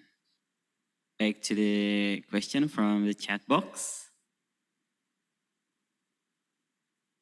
Yeah, this question is from Wandi to Prof. Wesley. How can we combine AI or ChatGPT with the cultural context in Indonesia to create teaching materials for the students? Please, Dr. Wesley. Thank you, Wandi. I feel like these are very difficult questions. I always want to pass to Randeep as well. So Randeep, I hope you'll jump in. It's great to see you. So I think this is an exciting question, and really the most important is how we're using these tools locally. So I think that's really most important. I want to share my screen if I can just pull this up. And I think this is an interesting moment because this really is a cutting edge question about localization. So what you see on your screen is really about how we can take printed materials, curriculum materials, learning that hasn't been digitized yet, and try to make it into open educational resources. And I think this is really the beginning of using AI intelligently, is building on what the curriculum standards are and then trying to bring AI into that local, well-defined space. So not just looking on the open internet, but using AI in very specific ways. And I think this example for me is really important, and I'll share the link. But what you see here is, we have a lot of printed materials, for example, in mathematics curriculum or others, specific teaching materials that are well-defined. And that material can be read, it can be categorized and structured, and then ChatGPT, it can be more useful in a defined setting to query and to guide students in a specific space. And what I wanted to show you, I hope this video is launching for you, but what you're seeing here is the real-time analysis of curriculum. So once the curriculum is taken, is fed in, it's actually going into a well-defined program to use ChatGPT in a more structured way to look at how curriculum can be, and the learning outcomes can be developed into open educational resources. And I think that's really the main message is, how do we take structured material? How do we use it in an informed and safe way? And again, to put that into an open educational resource that is citable, that could be improved, that could be monitored in terms of its use and quality. So I think the reason that's important is because we don't want to just, start again with everything we know about curriculum standards. We want to use well-defined and safe starting points, but also to innovate within that space. And I think you're seeing communities of practice emerging in that area. And this is one of them that I'll share in the chat that I'm interested in hearing about. But that's how we want to figure out what this means in Indonesia, is to ask good questions, start with well-defined parameters and start to use tools of translation that can help our learners. I hope that helps. Well, thank you very much for your explanation and also examples. And yeah, I hope it answered the question from Wendy. And let's move to the last question of our panel session. Yeah, this question. Yes, still waiting. Dadun is raising his hand. All right. So, I'm sorry. This question is from Maya. This question to Dr. Randeep. Based on your experiences in implementing and observing the use of AI, what challenges and opportunities arise in the process of upskilling educators to leverage AI, and how can these challenges be addressed at both the individual and institution levels? Please, Dr. Randip. Thank you for this question. So basically, the most important challenge I see facing educators is the fast pace of technology, because this space is rapidly developing and evolving. So just to keep pace itself is quite a bit of a challenge. So let me share my screen with you, for example. Let me go to ChatGPT. So I hope you can see my screen. Yeah, we can. Now this... Yes, we can. Yes, thank you very much. So this ChatGPT itself in the last 2 weeks has evolved so much that there are so many new features which have come, which make it quite difficult for somebody who's not constantly learning about these tools to keep pace. So say the last question was on how you can use these ChatGPT type of tools in the context of Indonesia, for example. Now let me show you. If I go to Randeep here, it says My GPTs. If I click on My GPTs, you find that one can start actually creating a new GPT itself. So let me just show you. So explore. So it says create a GPT. You can actually now customize the version of ChatGPT for a specific purpose, which means that you can load Indonesian content on this tool to be able to create a GPT, and in very simple ways. It doesn't require any technology sort of expertise. It is very easy to do this type of stuff because all the tools are made available by OpenAI to be able to create these type of things. So the fact that this technology is moving so fast, I feel that there has to be some initiative from Universitas Terbuka where there is a dedicated team which is tracking these technologies and bringing faculty up to speed so that they are fully familiar with the latest tools and how to use them and integrate these tools as part of education. That would be my reply. Thank you. Well, thank you very much, Dr. Randip Sudan, for your answer and also your example that you have given. And then it was our last question.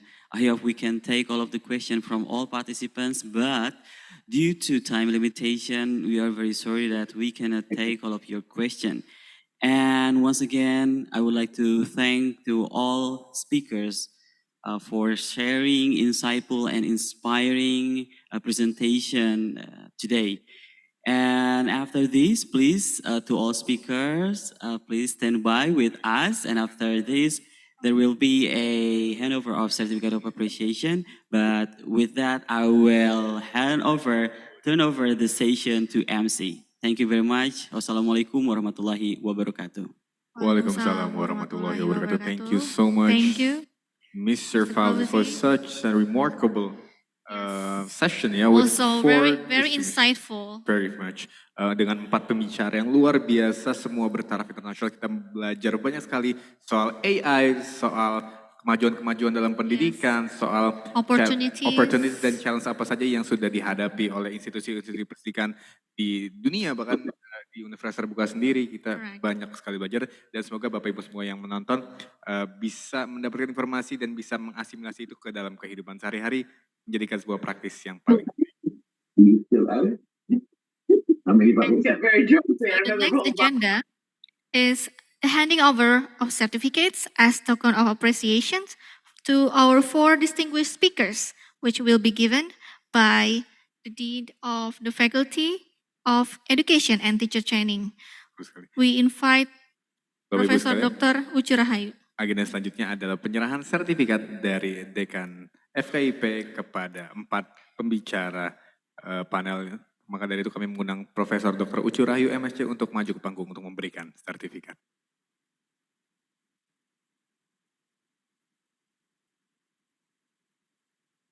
Okay, I would like to express our gratitude and appreciation to our panelists today. So please accept the certificate as our token appreciation.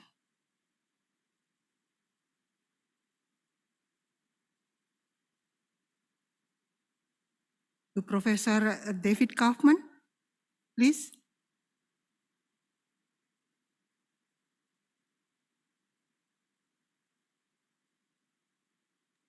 He's receiving the certificate from the beach. How nice. That's very nice. Thank you. This is what's so nice about Zoom, man. I can be anywhere I want in the world. Thank you. Thank you so much. Thank you so much for inviting me and for the certificate. Thanks a lot. I really appreciate it. And to Dr. Wesley Teter, please.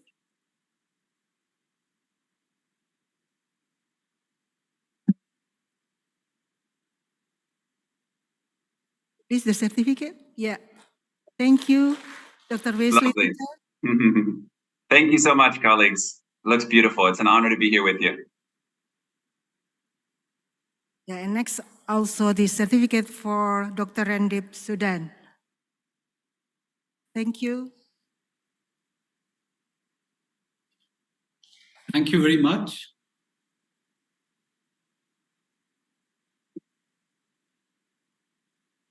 And the last for my favorite, Prof. Tian Belawati.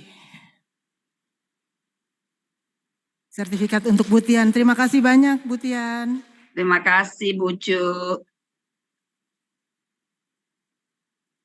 Terima kasih. Baik. I'm very disappointed. I thought I was your favorite prof.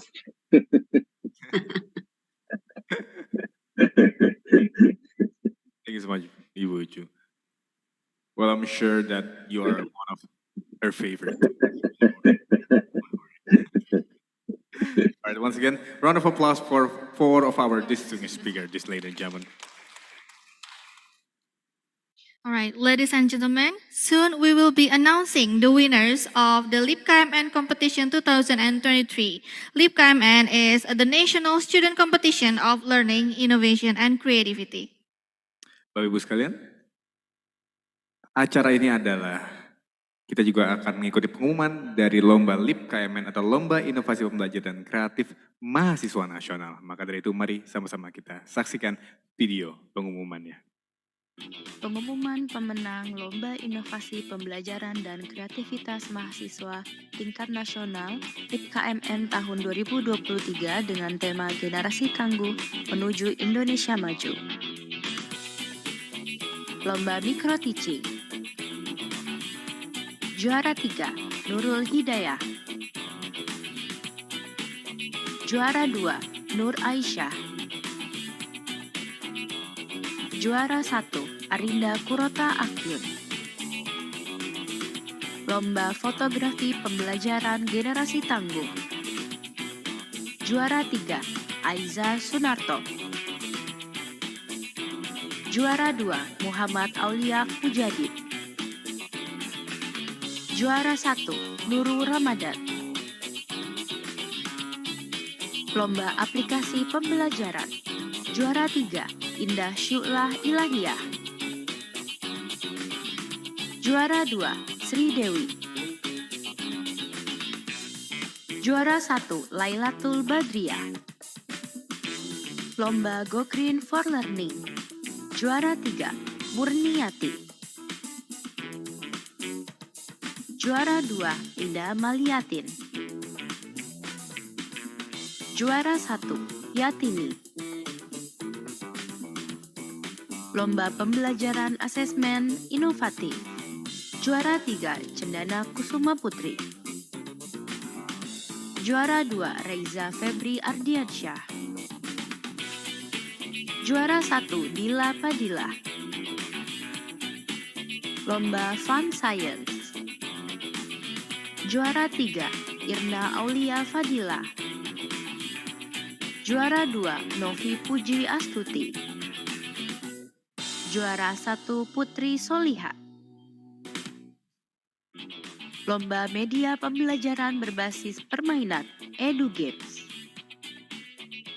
Juara 3, Desi Sumarlina. Juara 2, Ma'ruf Effendi. Juara 1, Leni Diana Kurniawan. Lomba Seni Tari, Musik, dan Pembelajaran. Juara 3, Anggi Marcelina. Juara 2, Adiana Winarti Widya Kusumanir. Juara 1, Anissa Sri Wahyuningsih. Lomba Pembelajaran Bernuansa Lokal. Juara 3, Siti Miftahur Rohmah. Juara 2, Hanik Harumi. Juara 1, Diah Konita Puspita Ningdini. Lomba Musikalisasi Puisi. Juara 3, Nur Laila. Juara 2, Made Dwi Septiani Putri. Juara 1, Wahyu Cahya Tri Utami. Lomba Teacherpreneur. Juara 3, Ahsan Ahmad Sanusi. Juara 2, Selvina Erbo. Juara 1, Agnia Nudia Salam. Lomba Tagline FKIP. Juara 2, Ari Utami Neliano. Juara 1, Novidia Widayanti. Lomba TikTok Edukatif. Juara 3, Andri Irawan. Juara 2, Gabriela Santaria Hutajulu. Juara 1, Rida Farida. Lomba Teachtuber. Juara 3, G. Bayu Fajar Pamungkas. Juara 2, Dea Yuniani Nadia. Juara 1, Heri Setiawan. Lomba Artikel Ilmiah. Juara 3, Nur Ulfa Husna. Juara 2, Imam Yusuf Badru Tamam. Juara 1, Fitri Kurnia Astuti.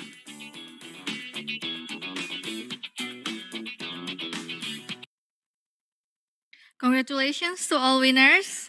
And then soon the committee will contact all the winners for the presents. Selamat kepada seluruh pemenang yang berbahagia dan jangan lupa nanti panitia akan menghubungi untuk apresiasi lebih lanjutnya. Wow, keren sekali ya Mbak Mi ya. Mulai Banyak ya dari lombanya. artikel, TikTok, teacher tuber Iya, bahkan. ada teacherpreneur juga. Teacherpreneur, game, edukasi, apalagi tagline dan lain-lain itu sangat menggambarkan diverse-nya mahasiswa FKIP UT. Dari Bapak Ibu muda, menengah, tua semuanya, dari segala macam umur, segala macam background profesional, semuanya belajar di FKIP UT untuk lebih melanjutkan lagi pendidikannya ya. Dan itu luar lebih biasa kreatif banget. ya. Benar sekali. Dan once again sangat-sangat excited melihat teman-teman semuanya tadi dari seluruh Indonesia. Kita sudah melewati hari yang sangat menyenangkan ya. Benar. Mulai dari keynote speaker-nya Profesor Nunuk tadi yang sudah membahas banyak sekali hingga plenary speaker panel session kita yang juga berskala internasional. Kita belajar banyak sekali soal AI, soal banyak sekali hal mengenai teaching and learning. Yes, what a great series of ICTL and TING event. Yeah, we have already listened to a notable keynote speaker and also 4 great panelists. Exactly. So we hope that it will increase our motivation and innovation as well for education in Indonesia. Betul sekali. All right. So next, we would like to have a break. Yeah, until 1 o'clock p.m. We will continue the event again in parallel session. And then for ladies and gentlemen, you can immediately join for the 10 breakout rooms for ICTL and 15 rooms for TING that have been provided. For presenters, please join according to the room specified in the schedule. And for participants, please join the room that suits your interest. Betul sekali. Jadi Bapak Ibu sekalian, agenda selanjutnya adalah isoma. Selamat beristirahat, selamat sholat, selamat makan. Tapi jangan lupa jam 1 siang nanti kita akan melanjutkan sesi paralel di mana kita semua akan dibagi ke breakout room dengan materi pembahasan yang sangat-sangat menarik. Once again, akan ada 10 room untuk ICTL dan 15 room untuk TING yang sudah disediakan oleh panitia. Boleh silakan langsung masuk saja ke breakout room yang sudah tersedia di layar Zoom masing-masing sesuai dengan interest atau minat dari Bapak Ibu sekalian ingin masuk ke room mana dengan topik apa. Once again, it's been so fun. We learned a lot. Semoga ini menjadi sebuah motivasi tambahan, informasi tambahan, dukungan tambahan untuk memajukan pendidikan di Indonesia. Tata tertib kegiatan sudah ada di screen. Jangan lupa For the untuk participants.